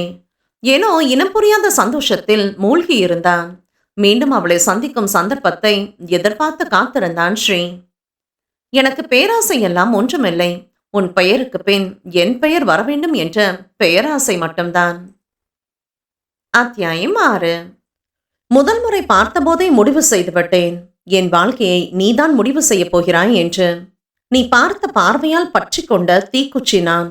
எரிந்து கொண்டே இருப்பேன், திரும்பி வந்து நீ அணைக்கும் வரை என்றும் உணராத புது உணர்வில் இருந்தான் ஸ்ரீ. அவன் மனதை முழுதாய் நிறைந்திருந்தாள் பிரியா. அன்று மாலை வீடு சென்றவன் வெகு நேரம் தனிமையில் இருந்தான். ஒரு அமைதியான முகம் இப்படி தன் மனதில் புயலை ஏற்படுத்தும் என்று அவன் சற்றும் எதிர்பார்க்கவில்லை. அப்போதுதான் நந்துவிற்கு திருமணமான புதிது என்பதால் அவர்கள் ஊடல் வார்த்தைகளும் கூடல் கொஞ்சல் மொழிகளும் காற்றில் கலந்து அவன் செவிகளில் விழ மீண்டும் அவள் நினைவில் ஆழ்ந்தான் ஸ்ரீ. அவளுடன் தான் இப்படி கொஞ்ச வேண்டும் மிஞ்ச வேண்டும் என்று கற்பனை கோட்டை கட்டிக்கொண்டிருந்த ஸ்ரீயை நந்துவின் குரல் நிகழ்வுக்கு கொண்டு வந்தது. என்ன பிரச்சனை என்றவனிடம், நீயே உன்னோட பெஸ்ட் ஃப்ரெண்டு கிட்ட கேளு என்றான் நந்து. நான் அவகிட்ட கேட்கறது இருக்கட்டும், முதல்ல நீ சொல்லு என்று நீதிபதியாய் நின்று அவர்கள் பிரச்சனையை தீர்க்க முற்பட்டான் ஸ்ரீ. சரி, நானே சொல்றேன். பீச்சுக்கு போகணும்னு சொன்னா, நானும் கூட்டிட்டு போனேன். அங்க ஒரு பொண்ணு என்னை பார்த்து சிரிச்சா. நானும் பதிலுக்கு சிரிச்சேன். இது தப்புன்னு என் கூட சண்டைக்கு நிற்கிறான். அங்க ஆரம்பிச்சவதான் இன்னும் முடிக்கல என்று புலம்பினான் நந்து. பின்ன என்ன ஸ்ரீ, அந்த பொண்ணை ஏற்கனவே தெரியுமா, முன்ன பின்ன பார்த்துருக்கீங்களான்னு கேட்டா அதுவும் இல்லை. ஆனா பார்த்ததும் சிரிக்கிறாரு. என்னன்னு கேட்டா அந்த பொண்ணு சிரிச்சிச்சு, பதிலுக்கு சிரிச்சுன்னு காரணம் சொல்றாரு. நான் பக்கத்துல இருக்கும்போது இன்னொரு பொண்ணை பார்த்து சிரிக்கிறாருனா அப்ப நான் இல்லைன்னா என்னெல்லாம் பண்ணுவாருன்னு நினைச்சு பார்க்கும்போது எனக்கு பயமா இருக்கு என்று எதிர்வாதம் செய்தான் மதி. மதி சொல்றது சரிதானா? நீ முதல்ல செஞ்சது தப்புன்னு ஒத்துக்கிட்டு அவகிட்ட மன்னிப்பு கேளு என்றான் ஸ்ரீ. தம்பி சொன்னபடி மனைவியிடம் மன்னிப்பு கேட்டவன் தம்பியை நோக்கி கண் சுமிட்டினான். அவன் செய்கையின் அர்த்தம் புரிந்தவன் மதியை நோக்கி, நீ செஞ்சதும் தப்புதான் மதி. என்னை கேட்டா நந்துவை விட நீ செஞ்சதான் பெரிய தப்புன்னு சொல்லுவேன்.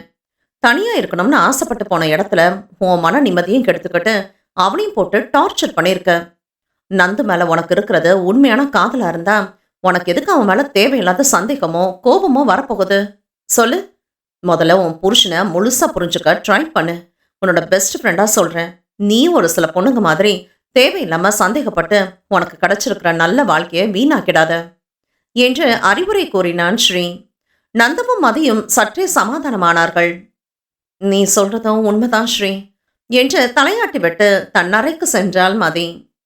ரொம்ப நன்றிடா தம்பி. நீ மட்டும் ஹெல்ப் பண்ணல, என் கதி அதோ கதிதான். கொஞ்ச நேரத்துல பத்திரகாளி அவதாரம் எடுத்துட்டா தெரியுமா என்ற நந்துவின் பாவனையில் சிரித்தவன், மதிய பத்தி தான் உனக்கே தெரியுமே நந்து. சின்ன வயசுல இருந்தே அவ அப்படிதான். அவ பொருளை யாரும் தொடக்கூடாதுன்னு நினைப்பான். ரொம்பவே பொசசிவ்.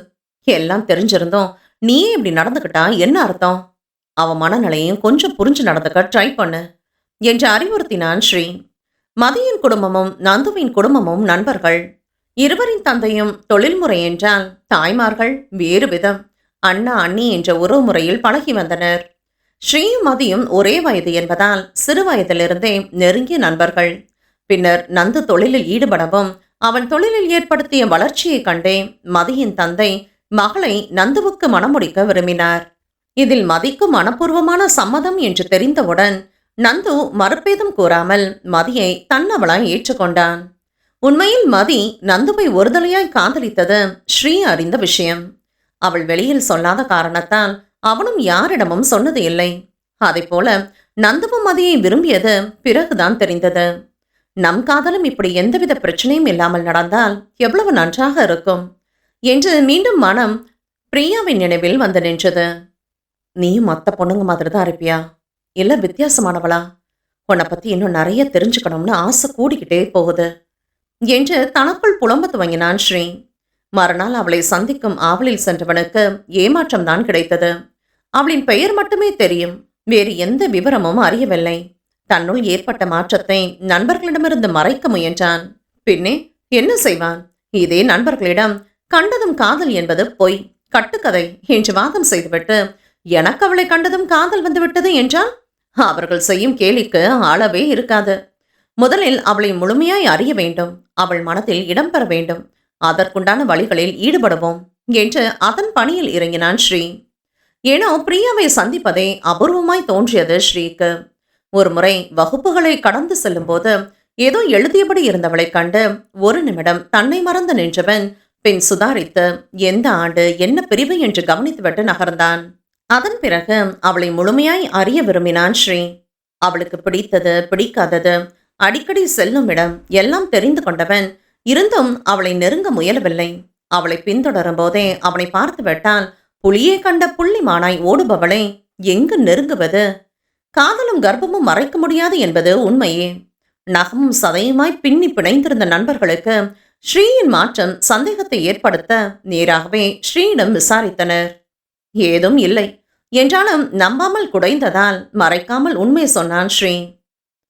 என்னன்னு தெரியலடா, அவளை பார்த்தாலே சந்தோஷமா இருக்கு. ஒரு நாள் பார்க்காம இருந்தாலும் நரக வேதனையா இருக்கு. உள்ளுக்குள்ள ஏதோ ஒரு சொல்ல முடியாத உணர்வு அவளை பார்க்கும்போது எனக்கு வருது. அவளை பார்க்காம இருக்கும்போது என்னன்னு புரியாத ஒரு வலி. அந்த வலியை என்னால தாங்கிக்க முடியல. உண்மையிலேயே பிரியா ரொம்ப வித்தியாசமானவளா தெரியுறா. சில நேரம் என்கிட்ட ரொம்ப க்ளோஸா வர்ற மாதிரி இருக்கு, சில நேரம் ரொம்ப தூரத்துல விலகி நிக்கிற மாதிரி தோணுது. அவ ஆள் மட்டும் இல்லடா, குணமும் அழகுதான் என்று உணர்ச்சி வசப்பட்டு சொல்லிக்கொண்டே இருந்தவனை வினோத் தடுத்தான். சரி சொல்லு, அப்படின்னு அவ வித்தியாசமானவ? அவகிட்ட அப்படின்னு வித்தியாசத்தை பார்த்துட்ட கொஞ்சம் விளக்கமா சொன்னா நாங்களும் தெரிஞ்சுக்கோம்ல என்றவனை முறைத்தான் ஸ்ரீ. சரி விடுடா, அவனை பத்தி தான் தெரியுமே, நீ மேல சொல்லு என்று மேலும் விவரம் கேட்க துவங்கினான் விக்னேஷ். தன் மனதில் இருப்பதையெல்லாம் யாரிடமாவது கொட்டிவிட மாட்டோமா என்ற ஆதங்கத்தில் இருந்திருப்பான் போல. கேட்டதும் பிரியாவை பற்றி பேச துவங்கினான். குனிஞ்ச தலை நிமிராம நடக்கிறான், அடக்கமா பேசுறான், தேவையில்லாம பசங்க கூட பேசுறது கூட இல்ல தெரியுமா? இந்த காலத்து பொண்ணு மாதிரி இல்லடா, ஷீ இஸ் சம்திங் டிஃப்ரெண்ட் என்றவனை பாதியில் நிறுத்தி, போதும் போதும், அவ புராணத்தை நிறுத்து. பிடிச்சிருந்தா நேர போய் அவகிட்ட சொல்லிட வேண்டியதானே, அதை விட்டுட்டு இங்க வந்து அவ இப்படி அப்படின்னு எங்களுக்கு பாடம் நடத்திட்டு இருக்க என்று கிண்டல் செய்தான் தியாகு. அவகிட்ட சொல்றதெல்லாம் பிரச்சனை இல்லை, ஒருவேளை பிடிக்கலன்னு சொல்லிட்டா அடுத்து அவளை பார்க்கும் போதெல்லாம் கஷ்டமா இருக்கும், அதனாலதான் நான் யோசிக்கிறேன் என்று தன் தயக்கத்தின் காரணத்தை கூறினான் ஸ்ரீ. நீ இப்படியே யோசிச்சுட்டு தாங்கிக்கிட்டே இரு. வேற எவனாவது வந்து அவளை தட்டிக்கிட்டு போக போறான். அப்போ இதே மாதிரி எப்படி பேசுறதுன்னு தெரியாம தயங்கிக்கிட்டே ஒதுங்கி இரு என்றான் வினோத். இந்த தீபக் வேற வாழ பின்னாடியே தான் சுத்திட்டு இருக்கான். கொஞ்சம் உஷாரா இரு, இல்ல அவன் முந்திக்குவான் என்றான் விக்கி. அவர்களை எரிக்கும் பார்வை பார்த்தான் ஸ்ரீ. நானும் அதை கவனிச்சிருக்கேன். ஆனா அவளுக்கு தீபக் மேல ஃபீலிங்ஸ் இருக்கிற மாதிரி தெரியல என்றான் ஸ்ரீ. உன் மேலையும் தான் இல்ல என்று முடித்தான் வினோத். இதுக்குதான் இந்த மாதிரி ஏதாவது பேசி என்ன குழப்புவீங்கன்னு தெரிஞ்சுதான் உங்ககிட்ட எதுவுமே சொல்லாம இருந்தேன் என்று கத்தினான் ஸ்ரீ. இந்த அஞ்சலி உன்னையே சுத்தி சுத்தி வந்துட்டு இருக்கா. அவளை திரும்பி கூட பார்க்க மாட்டேங்கிற. இவளுக்கு போய் இப்படி உருகுற என்றவன் ஸ்ரீ முறைப்பதைக் கண்டு, சரி சரி முறைக்காத, ஏதோ தீபக் வாரான், அவன்கிட்டயே பிரியாவை பத்தி கேளு, இன்னும் நிறைய டீட்டெயில் சொல்லுவான் என்று இரட்டை பொருள் தரும் விதத்தில் கூறினான் வினோத். தீபக் என்று அழைக்கும் முன்னே அவன் தங்கள் புறம் நோக்கி வருவதைக் கண்டு நிறுத்தினான் தியாகு. ஸ்ரீ, நான் உன்கிட்ட கொஞ்சம் தனியா பேசணும் என்று அழைத்தான் தீபக். நண்பர்களின் கூட்டத்தை விட்டு தனியாக சென்றவுடன், நான் சொல்றேன்னு தப்பா எடுத்துக்காத, நீ கொஞ்சம் யோசிச்சு பார்த்தா உனக்கே சரி எது தப்பு எதுன்னு தெளிவா புரியும் என்று பீடிகையுடன் பேச துவங்கினான் தீபக். பிரியா நீ நினைக்கிற மாதிரி பொண்ணு இல்ல. அன்னைக்கு ஏதோ ரேங்கிங்காக தான் அப்படி நடந்துக்கிட்டா. அவளை மன்னிச்சுடு, ரொம்பவே பயந்து போயிருக்கா என்று கூறிக்கொண்டே சென்றவனை நிறுத்தினான் ஸ்ரீ. நீ என்ன சொல்ல வரேன்னு எனக்கு ஒண்ணுமே புரியல. முடிஞ்சா தெளிவா சொல்லு, இல்ல விட்டுடு. எதுக்கு எதையோ சொல்ல ட்ரை பண்ணி இப்படி அசட் வளைஞ்சிட்டு இருக்க தீபா என்று சிரித்தான் ஸ்ரீ. அது நீ கொஞ்ச நாளா பிரியாவை பத்தி டீட்டெயில்ஸ் கலெக்ட் பண்ணிட்டு இருக்கிறதா கேள்விப்பட்டேன். அதை பத்தி தான் சொல்றேன்.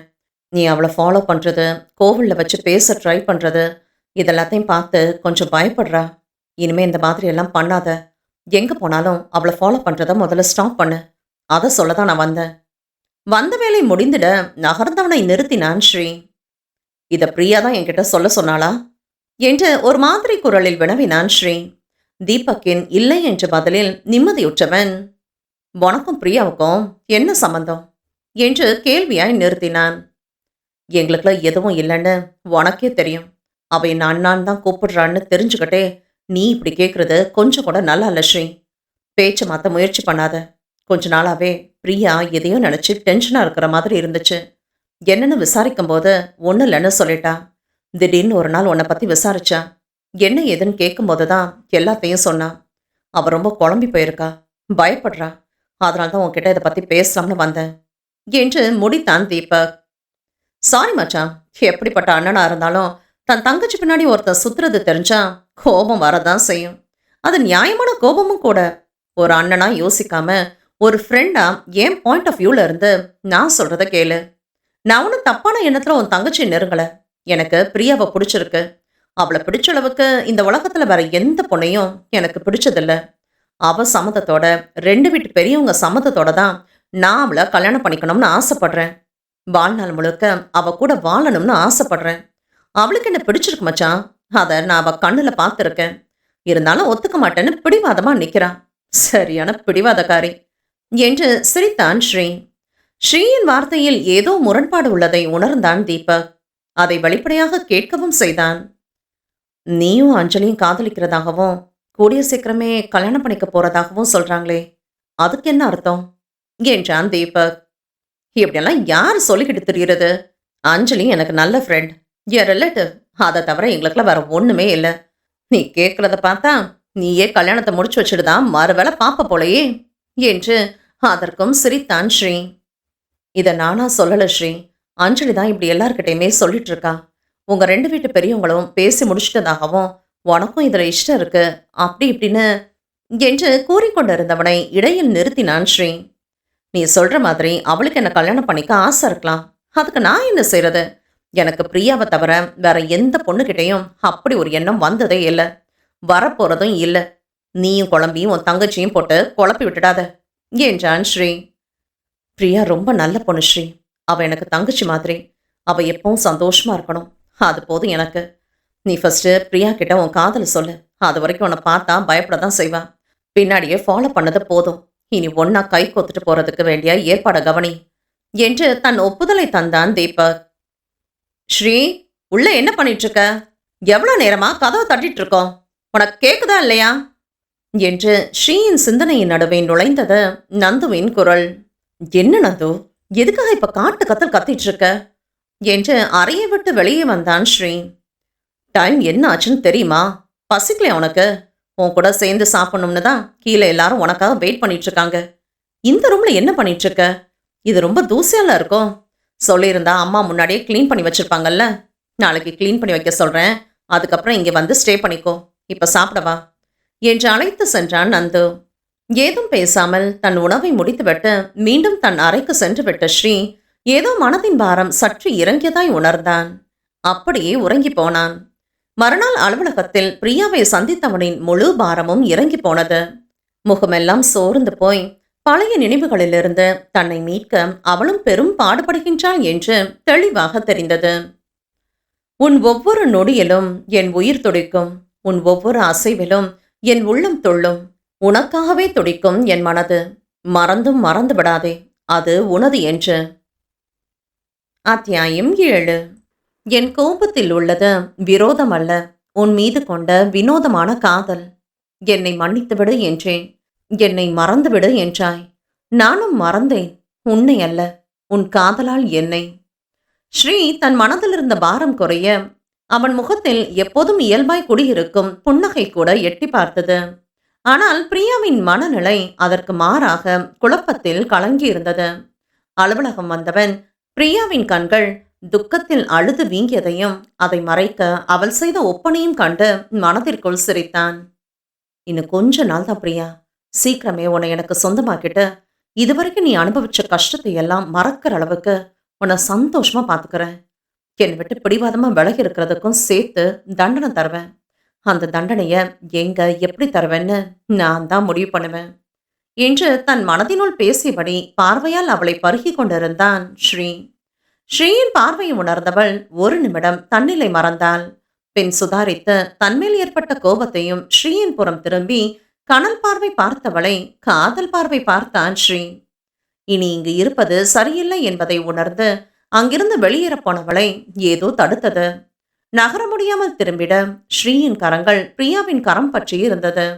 தன் கரத்தினை விடுவித்துக் கொள்ள முயற்சி செய்த தோற்றவள் கெஞ்சும் பார்வையில் ஸ்ரீயிடம் வேண்டிக் கொண்டிருந்தாள் பிரியா. அந்த நேரம் கதவை திறந்து நந்து உள்ளே வந்தான். தப்பி பிழைத்தவளாய் அவ்விடம் விட்டு நகர்ந்தாள் பிரியா. தன் அண்ணனை பூஜை வேலை கரடி என்று மனதில் அர்ச்சனை செய்தபடி பிரியா சென்ற திசையை நோக்கினான் ஸ்ரீ. தம்பியின் பார்வையை பின்தொடர்ந்து பார்த்த நந்துவிற்கு தவறான நேரத்தில் வந்திருப்பது புரிந்தது. கரடி மாதிரி நடுவுல வந்துட்டனோ என்று வினவினான் நந்து. தன் மனதின் வார்த்தையை அப்படியே கூறவும் திணறி போனான் ஸ்ரீ. உன்னை போய் அப்படி நினைப்பனா? நாம என்ன அப்படியே பழகிருக்கோம் என்று மழுப்பினான் ஸ்ரீ. அவன் இதழ் உரைத்தது பொய் என்று கண்ணோரம் சுருங்கிய சிறுநகை கூறியது. அதை கண்டு கொண்ட நந்து, ஏன் தம்பியை பத்தி எனக்கு தெரியாதா? நீ சொன்னதும் நம்பதான் ஆசை, ஆனா உன் கண்ணு வேற கதை சொல்லுதே என்றான் நந்து. உனக்கு என் கண்ணு காது மூக்கு சொல்ற கதையெல்லாம் புரியுது, புரிஞ்சுக்க வேண்டியவ புரிஞ்சும் புரியாத மாதிரி இருக்கா என்றான் ஸ்ரீ. நான் வேணும்னா உனக்காக பேசி பார்க்கட்டுமா என்ற நந்தவிற்கு அவகிட்ட என்ன பேசுறது எப்படி பேசுறதுன்னு ஒண்ணுமே புரிய மாட்டேங்குது. நான் சொல்றத கொஞ்சம் கூட கேட்க கூடாதுன்னு அவ காதோடு சேர்த்து மனசையும் பூட்டி வச்சிருக்கா. ஏதாவது பேச ஆரம்பிச்சா முறைக்கிறா. பிடிவாதமா இருக்காளேன்னு பக்கத்துல நெருங்கி போய் சமாதானப்படுத்த ட்ரை பண்ணா உடனே மனசு உடஞ்சு அழுக ஆரம்பிச்சிடுறான். இவகிட்ட எப்படி என் காதலையும் மனசையும் புரிய வைக்கிறதுனே புரியல என்றான் ஸ்ரீ. ஃபர்ஸ்ட் பிரியா எதுக்கு உன் மேல கோமா இருக்கான்னு தெரிஞ்சுக்கிட்டியா? அது என்னன்னு தெரிஞ்சுக்கிட்டா அடுத்து மூவ் பண்ண ஈஸியா இருக்கும் என்று தன் யோசனையை கூறினான் நந்து. நாங்கள் லவ் பண்ண டேஸ்ல என்கிட்ட கோவப்பட்டதே இல்லை. ஒருவேளை அப்பவே ஏதாவது சின்ன சின்ன சண்டை வந்திருந்தா கூட அவளோட கோபத்தையும் அதை எப்படி சமாதானப்படுத்தணும்னு தெரிஞ்சிருக்குமோன்னு இப்ப தோணுது. அவளுக்கு பிடிக்காத விஷயம் ஏதாவது செஞ்சேன்னா சிரிச்ச முகமாவே அவளுக்கு அது பிடிக்கலன்னு புரிய வச்சிடுவா. காரணம் இல்லாம இப்படி விலகி இருக்க மாட்டா. பார்க்கலாம் இன்னும் எத்தனை நாளைக்கு இப்படி கண்ணாமூச்சி ஆட்டம் காட்டிட்டு இருப்பான்னு. கண் காணாம இருக்கிறப்ப கூட அவளோட ஞாபகம் மட்டும்தான் கஷ்டத்தை கொடுத்துச்சு. இப்ப கண்ணு முன்னாடி பார்த்துக்கிட்டே இருக்கும்போது அவளை விட்டு விலகி இருக்கிறது ரொம்பவே கஷ்டமா இருக்கு. இப்படி கண்ணு முன்னாடியே இருந்துகிட்டு பேச முடியாம பழக முடியாம இருக்கிறதுக்கு பார்க்காம இருந்தது கூட பரவாயில்லைன்னு தோணுது என்று வலிமிகுந்த குரலில் கூறினான் ஸ்ரீ. சரி சரி, இந்த விஷயத்தை விடு. அதை பேசினா பேசிக்கிட்டே போகலாம். புது ப்ராஜெக்ட் டெண்டர் அமௌண்ட்டை ரெடி பண்ணுற விஷயமா தானே பேச வந்த. நீ சொல்லவே வேண்டாம், அதை நான் பார்த்துக்கிறேன் என்றவனிடம். அதில் கொஞ்சம் சிக்கல் இருக்கு. இந்த வேலு கொஞ்சம் பிரச்சனை பண்ணுவாருன்னு தோணுது. போன தடவை அவருக்கு கிடைக்க வேண்டிய ப்ராஜெக்ட் நம்ம கைக்கு கிடைச்சது. இந்த தடவையும் அதே மாதிரி ஏதாவது நடந்துச்சுன்னா நிச்சயம் ஏதாவது செய்வார். அதனால இந்த ஒரு தடவை விலகி போமான்னு யோசிக்கிறேன் என்றான் நந்து. பிரச்சனை வரும்னு ஒதுங்கியிருக்க ஆரம்பிச்சா நம்ம வாழ்நாள் முழுக்க எதுவும் செய்யாம ஒதுங்கியிருக்க வேண்டியதுதான். இந்த தடவையும் ப்ராஜெக்ட் நமக்கு தான் கிடைக்கும். நாம் அதை செய்கிறோம். நீ கவலைப்படாத. இன்னும் 2 வாரம் தான் இருக்கு. கொட்டேஷன் அமௌண்ட்டை சப்மிட் பண்ண. இந்த தடவை எல்லாத்தையுமே நான் பார்த்துக்கிறேன் என்று தமையனிடம் கூறியவன் பிரியாவை அழைத்து வேண்டிய விவரங்கள் பெற்றுக்கொண்டு தன் பணியை துவங்கினான் ஸ்ரீ. சில நாள் அதிக வேலைப்படுவினால் ஸ்ரீக்கு தன் சொந்த விஷயங்களில் முடிவெடுக்க நேரமில்லை. ஆனால் அவனின் பணிகளில் உடனிருந்து உதவிய பிரியா மனதில் நெருங்கி கொண்டிருந்தான். இதை ஸ்ரீ அறியாமல் இல்லை. கண்டும் காணாதது போல நடந்து கொண்டான். ஒரு நாள் மதிய உணவை தவிர்த்துவிட்டு வேலையில் ஈடுபட்டிருந்தவனிடம் சாப்பிட வற்புறுத்தினாள் பிரியா.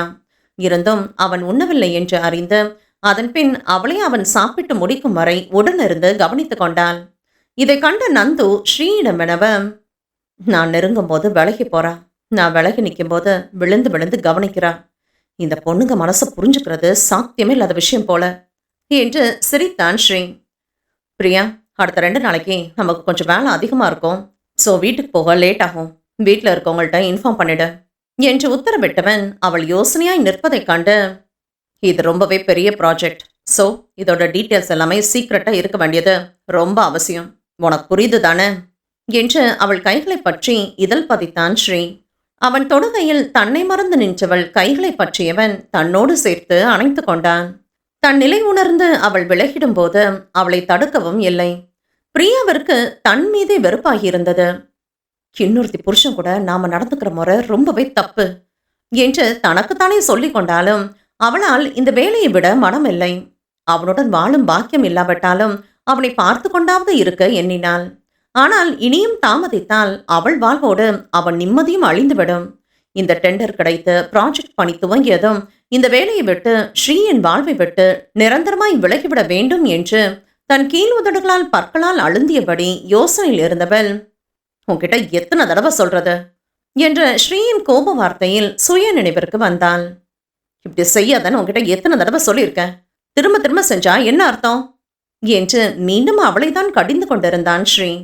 காரணம் புரியாமல் விழித்தவளின் அருகில் வந்து அவள் உதடுகளை பற்றி, எனக்கும் கொஞ்சம் மிச்சவை என்றான். அதோடு நில்லாமல், கண்டினியூஸாக வேலை பார்த்துட்டே இருந்ததுல ரொம்பவே டென்ஷனாக டிஸ்டர்ப்டாக இருக்கு. இங்கே பக்கத்தில் இருக்கிற தியேட்டரில் பேய் படம் ரிலீஸ் ஆயிருக்கு. வாரியா, ஒன்னா போகலாம் என்று அழைத்தான் ஸ்ரீ. அவன் வார்த்தையின் அர்த்தம் உணர்ந்து பிரியாவின் கண்களில் கண்ணீர் வந்தது. நான் கிளம்பணும், லேட் ஆயிடுச்சு என்று விரைந்து சென்று விட்டாள் பிரியா. ஆனால் அவள் நினைவு மட்டும் பின்னோக்கி சென்றது. அவன் காதலுக்கு சம்மதம் சொன்னவள் அதன் பின் அவன் எங்கு அழைத்தும் வர மறுத்தவளை, என் மேல நம்பிக்கை இல்லையா? யாருமே இல்லாத தனி இடத்துக்கு உன்னை கூப்பிடல, நிறைய பேர் இருக்கிற தியேட்டருக்கு தான் போக போறோம் என்று ஒரு வழியாய் அவளை சம்மதிக்க வைத்து அவன் அழைத்து சென்றது பேய் படம். பேய் வரும் ஒவ்வொரு காட்சியிலும் பிரியா பயத்தில் ஸ்ரீயை இறுக்கி அணைத்தபடி இருக்க ஸ்ரீயின் திட்டம் நிறைவேறியது.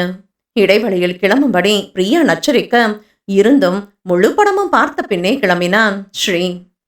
ஏன் இப்படி பேய் படத்துக்கு கூட்டிட்டு வந்து என்ன கொடுமைப்படுத்துறீங்க என்று புலம்பியவளிடம், சும்மா கொஞ்சம் பக்கத்துல வந்தாலே போதும், உடனே விலகி ஓடுற, வேற என்ன செய்யறது? இன்னைக்கு நீயே என்னை எத்தனை தடவை கட்டிப்பிடிச்சுன்னு தெரியுமா என்று சிரித்தவனிடம் பதில் கூற முடியாமல் கீழ் உதட்டை பற்களால் அழுத்தியபடி இருந்தவளை கீழ் உதட்டை அவள் பற்களிடமிருந்து விடுதலை தந்து தன் உதடுகளால் சிறைப்பிடித்தான் ஸ்ரீ. தன் காதலின் முதல் அணைப்பை அனுபவித்த நாட்களின் நினைவில் கண்ணீர் சிந்தினாள் பிரியா. ஸ்ரீயிடமிருந்து விலகும் எண்ணம் பிரியாவின் மனதில் வலுப்பெற்றது. சினி கொஞ்சம் கூட டைம் வேஸ்ட் பண்ணக்கூடாது என்ற எண்ணம் வந்தது. எல்லாம் ஸ்ரீக்கு விபத்து நேரும் வரைதான். ஸ்ரீயின் விபத்து விபரம் அறிந்த பின் அவனை விட்டு விலகும் எண்ணம் பிரியாவை விட்டு விலகி போனது. சில நேரம் சிரிக்கிறேன், உன்னை மறந்து, பல நேரம் அழுகிறேன் என்னை மறந்து. சுகமாய் தோன்றிய நிமிடங்கள் எல்லாம் சுமையாய் போனது உன் பிரிவால். அத்தியாயம் 8. என் இதயத்தில் உன்னை சிறை வைத்த குற்றத்திற்காகத்தான் உன் முகத்தை என்னிடம் காட்டாமல் செல்கிறாயோ நான் அப்பா கிட்ட பேசணும். என்று அழைத்த குழந்தையின் குரல் நிச்சயம் ஸ்ரீயை விட்டு பிரியும் எண்ணத்தை உறுதி செய்தது. ஸ்ரீயின் அறையில் இருந்த போன் அடித்தது. இருவரும் இல்லை என்பதால் பிரியாவே அதை எடுத்தாள். கொஞ்சம் குரலில், எங்க அப்பா அங்க இருக்காரா? ப்ளீஸ் அக்கா, அப்பா கிட்ட பேசணும். என்று கொஞ்சியது. உன் அப்பா இப்ப இங்கே இல்லையே, வந்ததும் பேச சொல்றேன் என்றவளுக்கு அழகாய் தேங்க்யூ. உரைத்து சென்ற அந்த குரலும் குழந்தையின் மொழியும் பிரியாவை சிந்திக்க வைத்தது. ஒரு அழகான குடும்பத்தை கலைக்கக்கூடாது என்று முடிவு செய்து கொண்டாள் பிரியா. ஸ்ரீ வந்ததும் அவன் குழந்தை அழைத்ததை கூறினாள். தன் அலையலையான கூந்தலை கோதியபடி மீண்டும் குழந்தையை அழைத்தான் ஸ்ரீ. ஒருவேளை நாம் தான் அவனை தவறாக புரிந்து வைத்திருக்கின்றோமா என்ற எண்ணத்தில் அவன் பேசுவதை கவனித்தான். என் செல்லக்குட்டி கேட்டு நான் இல்லைன்னு சொல்லுவேனா? கண்டிப்பா வாங்கிட்டு வரேன் என்று உறுதி அளித்தவன், இல்லைன்னா தோப்புக்கரணம் போணுமா?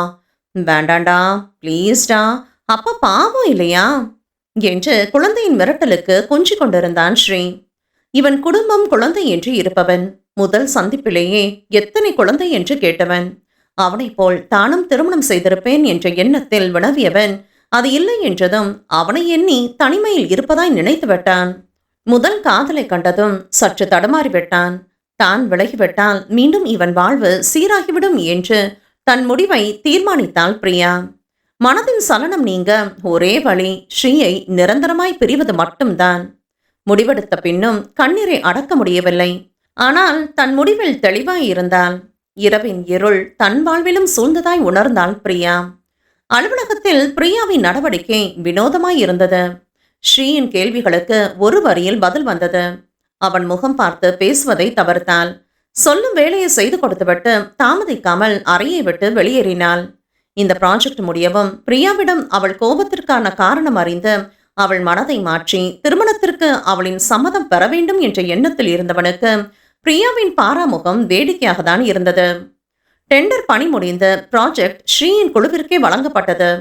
வேலு நேரடியாகவே வந்து ஸ்ரீயை மிரட்டிவிட்டு சென்றான். எதையும் ஸ்ரீ பொருட்படுத்தவில்லை. அவள் நினைவில் எல்லாம் பிரியாவை நிறைந்திருந்தாள். அவளிடம் தன் மனதின் எண்ணத்தை எப்படி எடுத்துரைப்பது என்று பலமுறை தனக்குள்ளே ஆலோசித்தபடி இருந்தான் ஸ்ரீ. பிரியாவை அழைத்து தன்னிலை எடுத்துரைத்தான். ஆனால் பிரியாவோ அவன் சொல்லும் எதையும் கேட்கும் மனநிலையில் இல்லை. தான் இந்த வேலையை விட்டு விலகுவது பற்றி கூறியவளை தடுத்து, நாம் ஒரு காலத்துல காதலிச்சிருக்கோம் பிரியா. இன்னும் நமக்குள்ள அந்த காதல் கொஞ்சம் கூட மாறாம இருக்குன்னு உனக்கே நல்லா தெரியும். கடந்து போன 4 வருஷத்தையும் விட்டுடுவோம். நம்ம வாழ்க்கைய இனிமே புதுசா ஆரம்பிப்போம் பிரியா என்றவனுக்கு தன் மனதில் அவனுக்கு இடமே இல்லை என்ற பிரியாவின் பதில் இடியாய் இறங்கியது. இருந்தும் அவள் மனதை மாற்றிவிடும் எண்ணத்தில் அவள் அருகில் சென்று, வளராத, இத்தனை வருஷம் கழிச்சு திரும்ப உன்னை பார்த்துருக்கேன். அவ்வளவு ஈஸியா உன்னை விலகி போக விடமாட்ட பிரியா என்று அவள் கரத்தை பற்றினான் ஸ்ரீ. கைகளை விளக்க முயன்று தோற்று போனவள் தன்னை முழுமையாய் இழந்துவிடும் முன் அவனிடமிருந்து தப்பும் எண்ணத்தில், உங்களுக்கு தேவையானது என் மனசுல எலும்பும் தோளும் இருக்கிற இந்த உடம்பு தான். அதனால என் மனசுல நீங்க இல்லைன்னு தெரிஞ்சதுக்கு அப்புறமும் என்ன தொந்தரவு பண்ணிட்டு இருக்கீங்க என்று தான் இதுவரை நினைத்து கூட பார்க்காத பழியை ஸ்ரீயின் மேல் சுமத்தினாள். அவள் எய்த வார்த்தை சரியாக இலக்கை தாக்கியது. தீ சுட்டது போல் அவளை விட்டு விலகியவன், இதுதான் உன் முடிவுன்னா இனிமே நான் உன்னை தொந்தரவு பண்ண மாட்டேன். நீ என்னை பத்தி சொன்னது தப்புன்னு உன் மனசுக்கு நல்லாவே தெரியும். இருந்தாலும் அதை ஏத்துக்கிற மனநிலையில நீ இப்ப இல்லை. நீயே என்னை தேடி வர்ற வரைக்கும் நான் காத்துட்டு இருப்பேன் என்று அலுவலகத்தை விட்டு வெளியேறினான் ஸ்ரீ. பிரியாவின் வார்த்தையால் ஏற்பட்ட வலியால் தன் நிதானம் இழந்து எதிரில் வந்த லாரியின் மீது மோதினான். அருகில் உள்ள மருத்துவமனையில் அனுமதிக்கப்பட்டவன் உயிருக்கு ஆபத்தில்லை என்றாலும் கால்களில் அடிபட்டதால் சிறிது நாட்கள் மருத்துவமனையில் இருக்க மருத்துவர்கள் ஆலோசனை வழங்கினர். நந்துவின் மூலம் விவரம் அறிந்தவள் பதறி போனாள். என்னாலதான் ஸ்ரீக்கு இந்த நிலைமை என்று புலம்பியவளை எப்படி தேற்றுவது என்று புரியவில்லை நந்துவர்க்கு. ஸ்ரீயின் மீதுள்ள அன்பு இன்னும் குறையவில்லை. இருந்தும் ஏன் விலகி நிற்கிறாள் என்று அறிந்து கொள்ள முயற்சித்தான். அவர்கள் வாழ்வில் ஒன்று சேர வேண்டும் என்று உறுதியாய் இருந்தான் நந்து. பிரியாவின் அழுகையை கண்டு, கண்ட்ரோல் யோர் செல்ஃப் பிரியா, இது ஆஃபீஸ். நீயே என் கூட ஹாஸ்பிட்டலுக்கு வரக்கூடாது. உன்னை பார்த்தா ரொம்ப சந்தோஷப்படுவான் என்றான் நந்து. நான் எப்படி நான் எப்படி அங்க வர்றது? அவரோட ஃபேமிலி இருக்குமே! என்று அலுவலகத்துக்கு விடுப்பு கூறிவிட்டு வெளியேறினாள். தன் கால் போன போக்கில் சென்றவளை தடுத்து நிறுத்தியது ஒரு குரல். "தீபக்கண்ணா, எப்படி இருக்கீங்க?" என்று நலம் விசாரித்தவள் குரலில் இருந்த துயரம் உணர்ந்தவன் என்னவென்று விவரம் விசாரிக்க நடந்ததை கூறினாள் பிரியா. எந்த மருத்துவமனை என்று விவரம் அறிந்து கொண்டு பிரியாவை அவள் வீட்டில் விட்டுவிட்டு தீபக் சென்றது ஸ்ரீ அனுமதிக்கப்பட்டுள்ள மருத்துவமனைக்குதான். வரவேற்பில் அறை விவரம் அறிந்து கொண்டு சென்றவனை கண்ட ஸ்ரீ மிகவும் மகிழ்ந்து போனான். பின் தீபக் கேள்வியில், "என்னடா வளர்ற?" என்றவன் வாய்விட்டு சிரித்தபடி, "உனக்கு உன் தங்கச்சி மாதிரி பைத்தியம் பிடிச்சிச்சா? எனக்கு கல்யாணமா? எனக்கு தெரியாம எனக்கு எப்ப கல்யாணம் நடந்துச்சு?" என்றான் ஸ்ரீ. அந்த நேரம் உள்ளே வந்த நந்து அருகில் ஒருவன் இருப்பதை கூட பொருட்படுத்தாமல், "உனக்கும் பிரியாவுக்கும் அப்படி என்ன தாண்டா பிரச்சனை? அதை சொன்னாதான் உன் கல்யாண விஷயத்துல அடுத்து என்ன முடிவெடுக்கலாம்னு யோசிக்க முடியும்" என்று அண்ணனாய் வினவினான் நந்து. "கல்யாணத்தை பத்தி நான் மட்டும் முடிவெடுக்க முடியாத நந்து.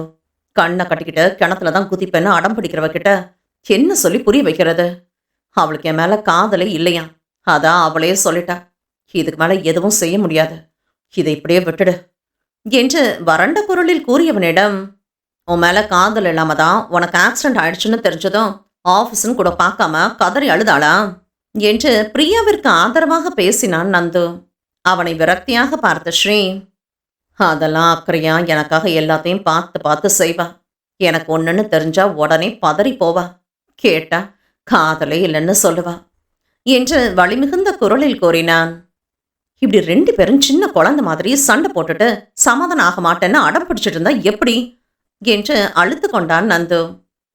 "ஸ்ரீயோட பிடிவாதத்துக்கு பிரியா காரணம்னா, பிரியாவோட பிடிவாதத்துக்கு யார் காரணம்னு எனக்கு தெரியும். அது அஞ்சலி" என்று ரகசியம் உடைத்தான் தீபக். அண்ணன் தம்பி இருவரும் புரியாமல் நின்றனர். பின், "அஞ்சலி என்ன பண்ணா?" என்று ஸ்ரீயும், "இவ நம்ம சோமநாதன் மாமா அஞ்சலி பத்தியா சொல்றான்?" என்று நந்துவும் வினவ நடந்தவற்றை விளக்கினான் தீபக். தீபக் கூறியதை கேட்டு இருவரும் திகைக்கையில் முதலில் தெளிந்தவன் ஸ்ரீதான். என்ன பிரச்சனைன்னு தெரியாம இருந்தனாலதான் அடுத்து என்ன செய்யறதுன்னு புரியாம குழம்பி போயிருந்தேன்.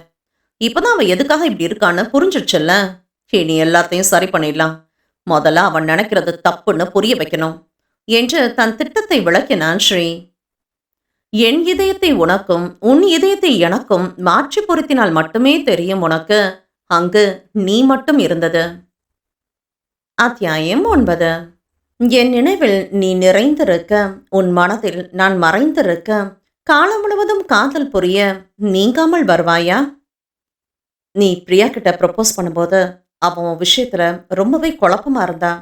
அந்த டைம் காலேஜ்லயும் நீயும் அஞ்சலியும் லவ் பண்றதா பேச்சு இருந்துச்சு.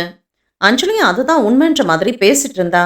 அதனால்தான் பிரியாவுக்கு உன் காதல் உண்மையா இருக்குமோ இல்லையோன்னு ஒரு டவுட் வந்துச்சு. கடைசியா அஞ்சலி கிட்ட தான் பேசினா. அன்னைக்கு அவ எப்படி அழுதான்னு தெரியுமா?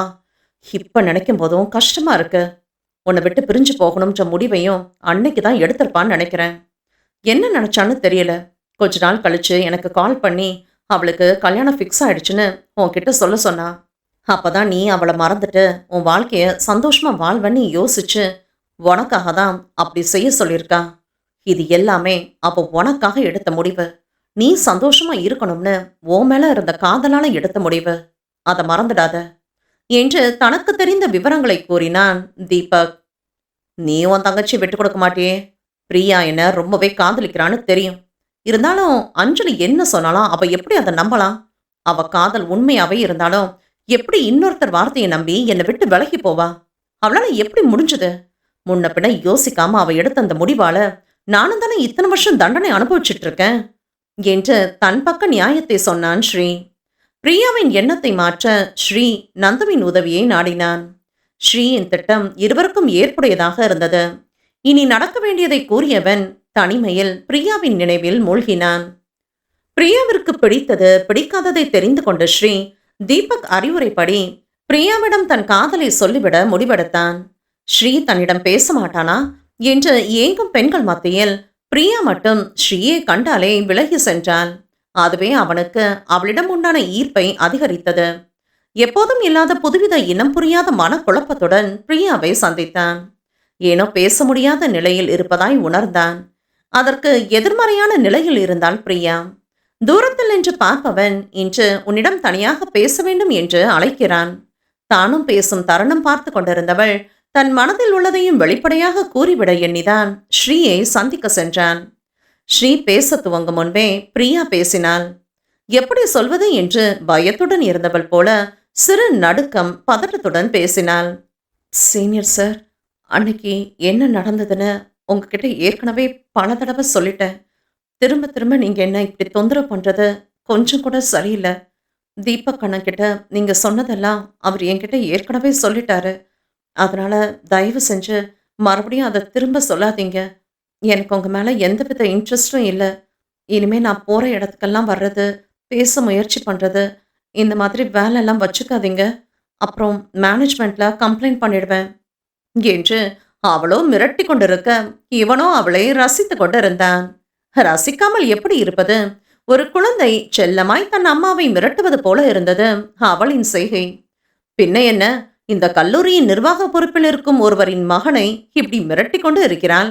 அதைவிட அவள் வார்த்தைகளுக்கும் முக பாவனைகளுக்கும் சம்பந்தமே இல்லை. எப்போது வெளியே வர என்று காத்து கொண்டிருந்தது அவள் கண்ணீர் துளிகள். அதை கண்டு வாய்விட்டு சிரித்தவனை வெட்டும் பார்வை பார்த்தாள் பிரியா. நான் பேசுறது உங்களுக்கு கிண்டலா இருக்கா? என் மனசுல என்ன இருக்குன்னு தெளிவா சொல்லிட்டேன். இதுக்கு மேல என்ன தொந்தரவு பண்ண மாட்டீங்கன்னு நம்புறேன் என்று கூறியவளின் கைகளை பற்றி மெதுவாய் அவள் கண்ணம் வருடியபடி, என் மனசுல இருக்கிறதையும் சொல்றதுக்கு ஒரு வாய்ப்பு கொடுக்கணுமா? உன்னை பார்த்த முதல் நாள்ல இருந்து என்னை நானே தேடிட்டு இருக்கேன். உனக்குள்ளதான் என்னை கண்டுபிடிச்சேன். லைஃப் லாங் நீ என் கூட இருக்கணும்னு ஆசைப்படுறேன் என்றவனின் வார்த்தையில் மௌனம் கொண்டவளை விழுங்கும் பார்வையில் ரசித்தவன், சரி, நீ சொன்ன மாதிரி இனிமே நான் உன்னை தொந்தரவு பண்ண மாட்டேன்.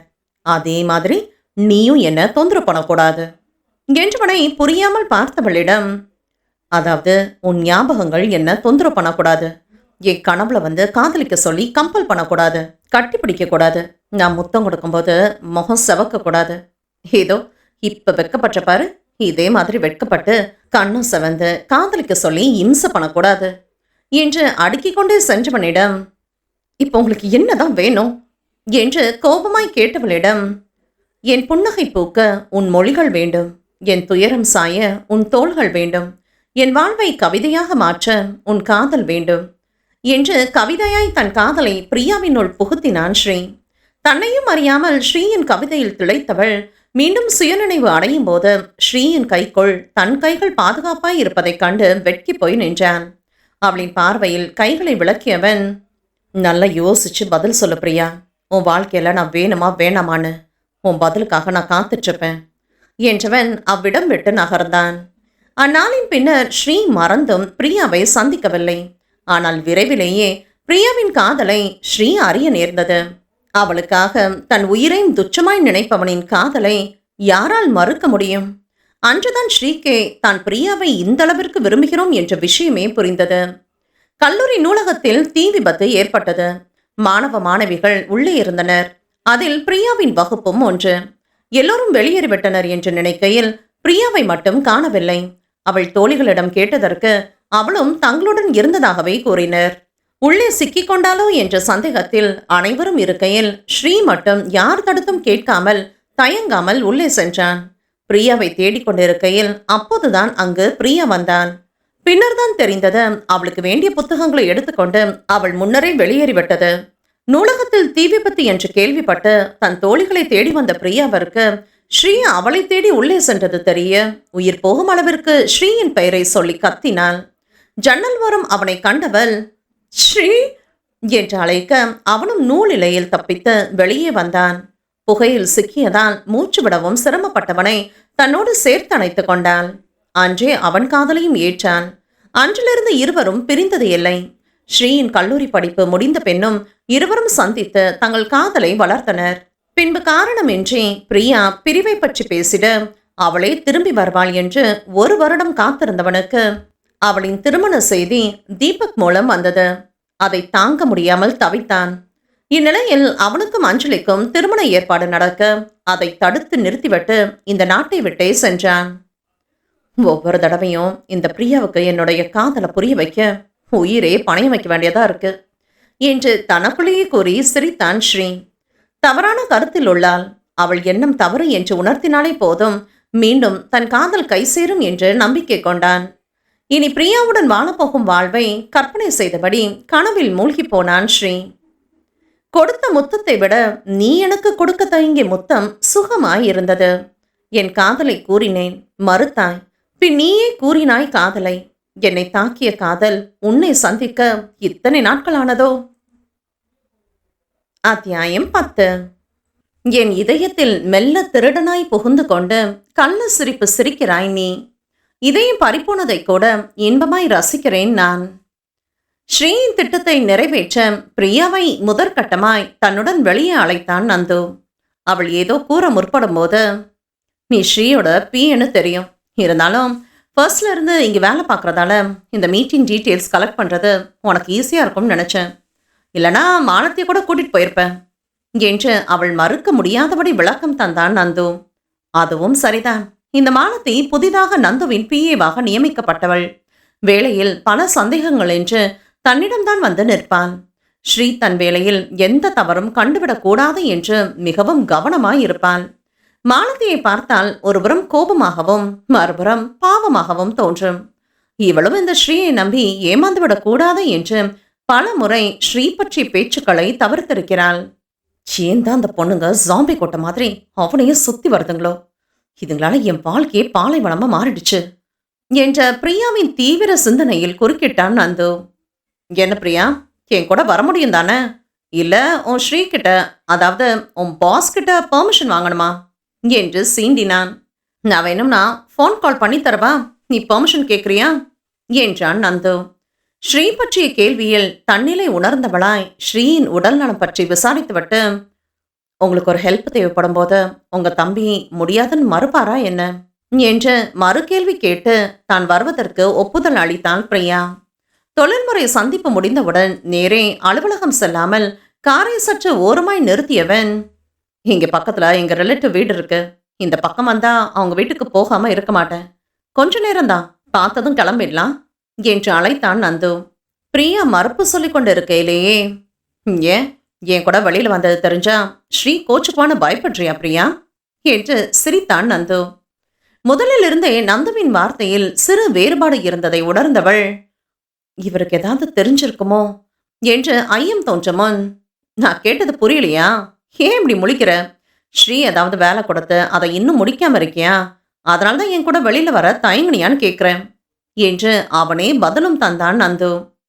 அப்படிலாம் இல்லை சார், இது வரைக்கும் நான் இப்படி யார் கூடவும் தனியாக வெளியில போனதில்ல, அதனால்தான் கொஞ்சம் தயக்கமா இருக்கு என்று உளறி கொட்டினாள். அவளின் பதிலை கேட்டு நகைத்தவன், இது வரைக்கும் போனதே இல்லையா? உண்மையாவ சொல்ற?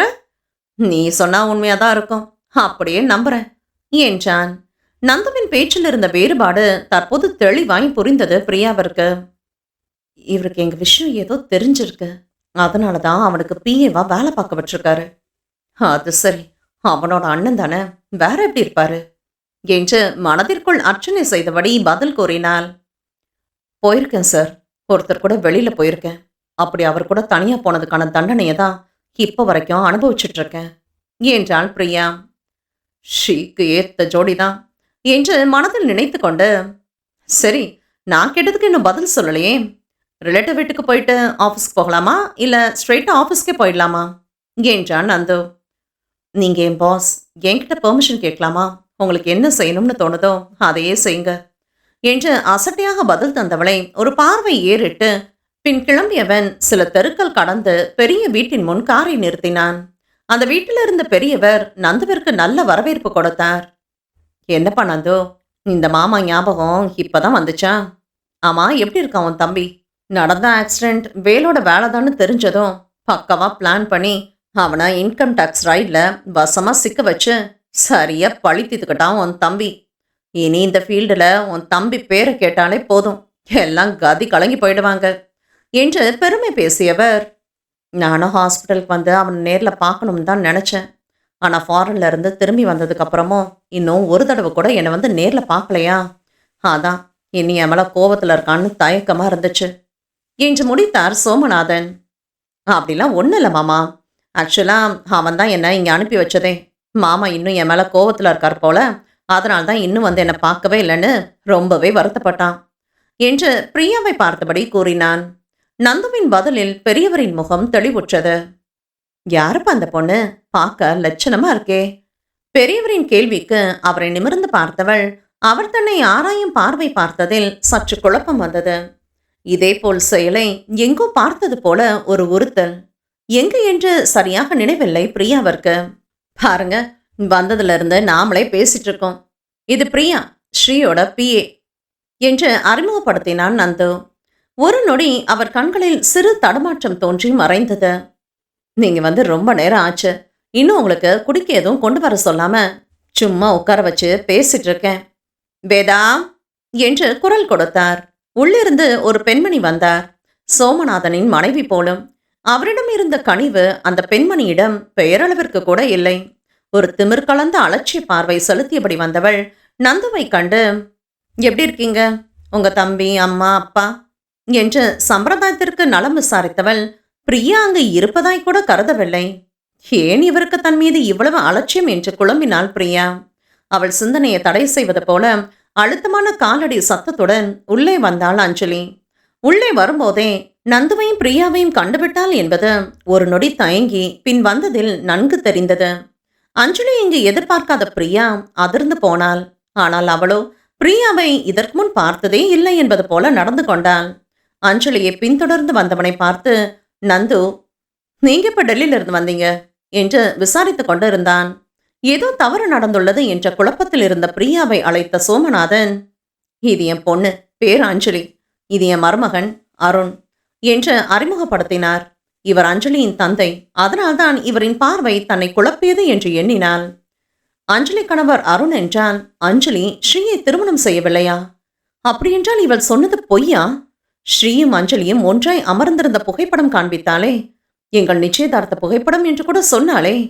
அவள் தோழிகள் கூட நிச்சயதார்த்தத்திற்கு சென்றதாக சொன்னார்கள். எல்லாம் பொய்யா? இவளின் பேச்சை நம்பி எவ்வளவு பெரிய தவறு செய்துவிட்டோம் என்று கலங்கினாள். ஒரு பொய்யை நம்பி தன் வாழ்வின் சொர்க்கத்தை இழந்து விட்டோமே என்று வருந்தினாள். இன்னும் அவள் சொன்ன ஒவ்வொரு வார்த்தையும் நன்றாய் நினைவிருக்கின்றது. உனக்கு எப்படி சொல்லி புரிய வைக்கிறதுன்னு அவருக்கு தெரியல, பாவம். அதனால்தான் உனக்கு புரிகிற மாதிரி எடுத்து சொல்லலாம்னு நானே வந்தேன். வெளியில யாருக்கும் அதிகமாக சொல்லாம 2 வீட்டு பெரியவங்க, க்ளோஸ் ஃப்ரெண்ட்ஸு, இப்படி கொஞ்சம் பேரை மட்டும் வச்சு எங்களுக்கு நிச்சயதார்த்தம் நடந்து முடிஞ்சிடுச்சு. எங்க உனக்கு விஷயம் தெரிஞ்சா நீ வந்து பிரச்சனை பண்ணுவியோன்னு ஸ்ரீக்கு பயம். அதனால்தான் கிராண்டா பண்ண வேண்டாம்னு சொல்லிட்டான். நான் கூட அவன்கிட்ட சொன்னேன், பிரியா உன்னை உண்மையா காதலிக்கிறான்னு. ஆனா ஸ்ரீக்கு அவனோட அம்மா அப்பா சம்மதம் தான் முக்கியம்னு சொல்லிட்டான். அவங்கள விட ஸ்டேட்டஸ்ல பலபடி கீழே இருக்கிற உங்க வீட்டில் பொண்ணெடுக்க அவங்க நிச்சயம் சம்மதிக்க மாட்டாங்க. இதை சொன்னா நீ புரிஞ்சுக்கவே மாட்டேன்னு சொன்னான். இப்ப கூட பாரு, உன்கிட்ட இந்த விஷயத்த எப்படி சொல்றதுன்னு தெரியாம தான் தவிச்சிட்டு இருக்காரு. கூடிய சீக்கிரம் எனக்கும் ஸ்ரீக்கும் கல்யாணம். அதனால எந்த பிரச்சனையும் பண்ணாம நீயா விலகி போயிடு. நீயா விலகுற மாதிரி இருந்தாதான் ஸ்ரீயும் குற்ற உணர்வு இல்லாம என் கூட சந்தோஷமா வாழ முடியும். இல்ல உனக்கு துரோகம் செஞ்சதை நினைச்சு காலம் முழுக்க குற்ற உணர்வோடையே அவன் வாழ வேண்டியதுதான் என்று உண்மை போல பேசினாள் அஞ்சலி. பழைய நினைவில் மூழ்கி இருந்தவளை நந்து, வந்த வேலை முடிஞ்சிருச்சு, நாம கிளம்புவோம் என்ற குரல் சுயநினைவிற்கு அழைத்து வந்தது. பிரியாவின் முகமாற்றத்தை கண்ட நந்துவிற்கு இனி எல்லாம் தெளிவு பெறும் என்ற நம்பிக்கை வந்தது. அனைவரிடமும் விடைபெற்று கிளம்பும்போது அஞ்சலியை பார்த்தவள் அதிர்ந்து போனாள். அப்போது அஞ்சலி ஏளனம் கலந்த பார்வையில் பிரியாவை பார்த்து கொண்டிருந்தாள். காரில் ஏறியதும் பிரியா கேட்காமலேயே நந்து சில விவரங்கள் சொன்னான். அஞ்சலியும் ஸ்ரீயும் ஒரே காலேஜில் படித்தவங்க. ஸ்ரீக்கு அஞ்சலியை தான் கல்யாணம் பண்ணி வைக்கிறதா இருந்தது. சோமநாதன் மாமாவுக்கு அதுதான் விருப்பம். 3 வருஷத்துக்கு முன்னாடி கல்யாண பேச்சுவார்த்தை ஆரம்பிக்கும் போது தான் எனக்கு இந்த கல்யாணத்தில் விருப்பம் இல்லைன்னு சொல்லி எல்லா ஏற்பாட்டையும் நிறுத்திட்டு வீட்டை விட்டு போயிட்டான். இப்போ கொஞ்ச நாளைக்கு முன்னாடி தான் திரும்பி வந்தான் என்றான் நந்து. அப்படின்னா உங்க தம்பிக்கு கல்யாணம் என்று இழுத்தவளிடம், நடக்கல என்று முடித்தான் நந்து. பிரியாவின் மனதில் ஏற்பட்ட சந்தோஷத்திற்கு அளவே இல்லை. இந்த நிமிடமே ஸ்ரீயை காண வேண்டும் என்று உள்ளம் பரபரத்தது. அவள் எண்ணத்தை அறிந்தவனாய், ஸ்ரீ அட்மிட் பண்ணியிருக்கிற ஹாஸ்பிட்டல்ல இது விசிட்டர்ஸ் அவர் தான். இப்ப போனா அவனை பார்க்க முடியும். என் கூட வாரியா என்றவனின் முகத்தை நன்றியுடன் பார்த்தாள் பிரியா. ஸ்ரீயின் முன் குற்ற உணர்வுடன் நின்றவளை கனிவுடன் பார்த்தான் ஸ்ரீ. இன்னும் ஏதோ குழப்பத்தில் உள்ளதை தெளிவாய் காட்டியது அவள் முகம்.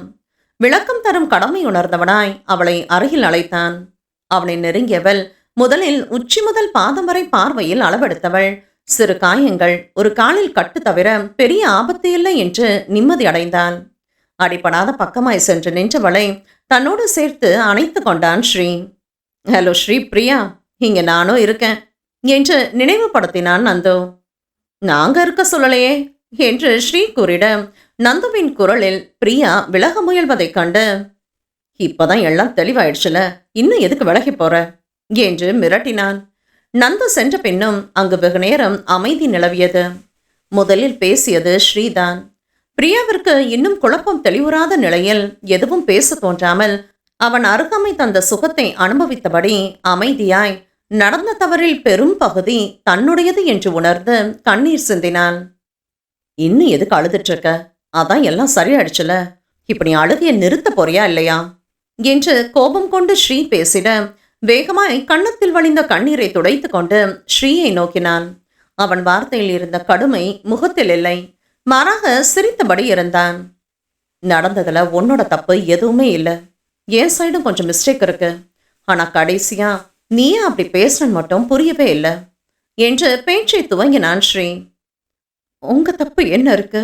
நான் தான் யாரோ ஏதோ சொன்னதை கேட்டு உங்களை தப்பா புரிஞ்சுக்கிட்டேன். நான் விலகி போனாதான் உங்க வாழ்க்கை சந்தோஷமா இருக்கும்னு முட்டாள்தனமா புரிஞ்சுக்கிட்டேன். என்ன மன்னிச்சுடு ஸ்ரீ என்று அன்று நடந்ததை விளக்கினாள். அவள் கூறிய அனைத்தையும் கேட்டவன், 4 வருஷத்துக்கு முன்னாடினா நந்துவுக்கும் மதுவுக்கும் அப்பதான் கல்யாணம் நடந்துச்சு. அந்த ஃபங்க்ஷன்ல எடுத்த போட்டோவா தான் இருக்கும். ஒன்னை விட்டு பிரிஞ்சாதான் எனக்கு நிம்மதியா அப்படின்னு எந்த முட்டாள் சொன்னது? உனக்கு கல்யாணம்னு தீபக் சொன்னதும் எப்படி நொறுங்கி போயிட்டேன் தெரியுமா? இங்க யார் முகத்தையும் பார்க்க பிடிக்காம இந்த ஊரை விட்டே போயிட்டேன். எனக்குன்னு எல்லா சொந்தமும் இருந்தோம், நீ என் பக்கத்துல இல்லாததால அனாத மாதிரி உணர்ந்த. என் தப்புன்னு சொன்னேனே, அது என்ன தெரியுமா? அது வரைக்கும் என்கிட்ட கோபமா பேசாத நீ அன்னைக்கு அப்படி கோபமா நடந்துக்க ஏதாவது காரணம் இருக்கும்னு புரிஞ்சுக்காம பிரச்சனைக்கு காரணமா இருந்த நீயே உன் தப்பை புரிஞ்சு திரும்பி வரட்டும்னு அமைதியா விலகி இருந்தது தான் என்னோட முதல் தப்பு. நீ பேசுனது தப்புன்னு உனக்கு புரிய வச்சிருக்கணும். அதை செய்யாம சின்ன பிள்ளை மாதிரி நானும் உன் மேல கோவப்பட்டுட்டேன்.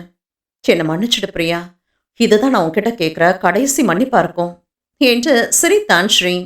அவன் சிரிப்பில் இதுவரை பட்ட துன்பம் எல்லாம் காணாமல் போனது. இதெல்லாம் உங்க வேலை தானே, நீங்க சொல்லி தானே நந்து சார் என் அஞ்சலி வீட்டுக்கு கூட்டிட்டு போனாரு என்று ரகசியமாய் புன்னகை செய்தாள் பிரியா. என வர என்ன செய்ய சொல்ற? தீபக் வந்து சொன்னதும் தான் நீ எதுக்கு அன்னைக்கு அப்படி நடந்துக்கிட்டேன்னு எனக்கு புரிஞ்சுது. நான் வேற வாயை வச்சுக்கிட்டு சும்மா இல்லாம இனி நீயா வராம நான் வரமாட்டேன்னு வீரவசனம் வேற பேசிட்டு வந்துட்டேன். இதுக்கு மேல எப்படி உன் முன்னாடி வர்றது? அதனால்தான் இப்படி ஒரு பிளானை போட்டு உன்னை என்ன தேடி வர வச்சேன். நல்ல வேலை, அஞ்சலியும் டெல்லியில இருந்து வந்திருக்கிறது தெரிஞ்சது. அவளை அவ புருஷன் கூட பார்த்தா கண்டிப்பா ஏதோ தப்பு நடந்திருக்குன்னு நீ புரிஞ்சுக்குவேன்னு எதிர்பார்த்தேன். என் பிளான் பக்காவா வேலை செஞ்சிருக்கு. இப்ப பாரு, உன்னை எங்க கொண்டு வந்து சேர்க்கணுமோ அங்க வந்து கரெக்டா சேர்த்துருக்கு பாத்தியா என்று தன் மார்பில் சாய்ந்திருந்தவளை சுட்டி காட்டினான் ஸ்ரீ. மனதின் குழப்பம் அறைய ஸ்ரீயின் கன்னத்தில் இதழ் பதித்தாள் பிரியா. எத்தனை நாள், வாரம், வருஷம் ஆயிடுச்சு இது அனுபவிச்சு என்று ஏற்ற இரக்கங்களுடன் கூறி புன்னகைத்தான் ஸ்ரீ. பொய், முழு பொய். ஆபீஸ்க்கு வந்த 2வது நாளே சார் என்ன செஞ்சீங்கன்னு மறந்துடுச்சா என்று அன்று நடந்ததை நினைவுபடுத்தினாள் பிரியா. நான் சொன்னது நீயா வழியே வந்து தர்றது என்று பதில் தந்தான் ஸ்ரீ. நாங்க உள்ள வரலாமா என்ற அனுமதியுடன் நந்துவை தொடர்ந்து மதி, அவர்கள் குழந்தை சாமி உள்ளே வந்தனர். ஸ்ரீயை விட்டு விலகி நின்றவளை நெருங்கி, இப்படி ஒரு பேரழகிக்காதான் நீ இத்தனை நாள் தவறு இருந்திருக்கேன்னா அதுல தப்பே இல்லை என்று தன்னை அறிமுகம் செய்து கொண்டாள் மதி. நான் மதி, ஸ்ரீயோட பெஸ்ட் ஃப்ரெண்ட் என்று கூறியவளை முறைத்தான் நந்து. உனக்காக இந்த உலகத்தையே புரட்டி போடுவான் எங்க ஸ்ரீ. ஆனா என் புருஷன் இருக்காரே, கல்யாணத்துக்கு முன்னாடி வரைக்கும் அவர் காதலை என்கிட்ட சொல்லவே தயங்கினார் தெரியுமா என்று தன் கணவன் நந்துவை சீண்டினாள் மதி. இவர்கள் பேச்சின் பொருள் புரியாமல் விழித்த குழந்தையை கண்டு ரசித்து சிரித்தாள் பிரியா. செல்லமாய் ஸ்ரீயின் தோள்களில் சாய்ந்தபடி, யாரு இவங்க ஸ்ரீபா? அன்னைக்கு ஃபோன்ல அப்பா கிட்ட பேசணும்னு சொன்னதுக்கு உங்ககிட்ட போனை கொடுத்தாங்களே அந்த பிஏவா? என்று கொஞ்சினாள் சமீக்ஷா. அவங்களே தான், ஆனா பிஏ இல்ல, ஓன் சித்தி என்று ஸ்ரீயிடமிருந்து பிள்ளையை பிரித்தெடுத்தாள் மதி. மதியின் வார்த்தையில் வெட்கத்தில் முகம் சிவந்தவளை நோக்கி கண்ணடித்து சிரித்து மேலும் சிவக்க வைத்தான் அவளுடைய ஸ்ரீ என்னும் ஸ்ரீராம். ஏற்கனவே நந்துவின் மூலம் முழு விவரம் அறிந்ததால் ஸ்ரீயின் பெற்றோர் ஆனந்தத்தில் இருந்தனர். சிறிதும் தாமதிக்காமல் பிரியாவின் வீட்டிற்கே சென்று சம்பந்தம் பேசி திருமணத்திற்கு நாளும் குறித்துவிட்டனர். பிரியாவின் பெற்றோரோ திருமணமே வேண்டாம் என்று இருந்த மகளின் மனதில் இருந்த மர்மம் புரிய அவர்களும் சம்மதம் தெரிவித்தனர். மருத்துவமனை வாசம் முடிந்து வந்த ஸ்ரீ ஒரு சுப தினத்தில் பிரியாவின் கழுத்தில் பொன் தாலியிட்டு தன்னவளாய் ஏற்றான். ஆனாய் நீ பிறந்ததற்கு நன்றி, என்னவன் ஆனதற்கு நன்றி, என் பெண்மையை உணர்த்தியதற்கு நன்றி, என் கழுத்தில் பொன் தாலியிட்டதற்கு நன்றி. இனி எல்லாம் சுகமே சுபமே. இதுவரை நீங்கள் கேட்டுக்கொண்டிருந்தது எழுத்தாளர் லதா கணேஷ் அவர்களின் நினைவெல்லாம் நீதானே. இந்த நாவல் உங்களுக்கு பிடிச்சிருந்ததுன்னா லைக் பண்ணுங்க, ஷேர் பண்ணுங்க. இந்த நாவல் பத்தின உங்களோட கருத்துக்களை மறக்காம எங்களுக்கு தெரிவிங்க. நீங்க நம்ம சேனலுக்கு புதுசா வாரீங்கன்னா சேனலை சப்ஸ்கிரைப் பண்ணுங்க, அப்படியே பக்கத்தில் உள்ள பெல் ஐக்கானை கிளிக் பண்ணுங்க. அப்பதான் நாங்க போட்ட அடுத்தடுத்த கதைகள் உங்களை வந்து சேரும். மீண்டும் அடுத்த கதையில் உங்களை சந்திக்கும் வரை உங்களிடமிருந்து விடைபெறுவது நான் உங்கள் ஆர்ஜே சுபிதா கண்ணன்.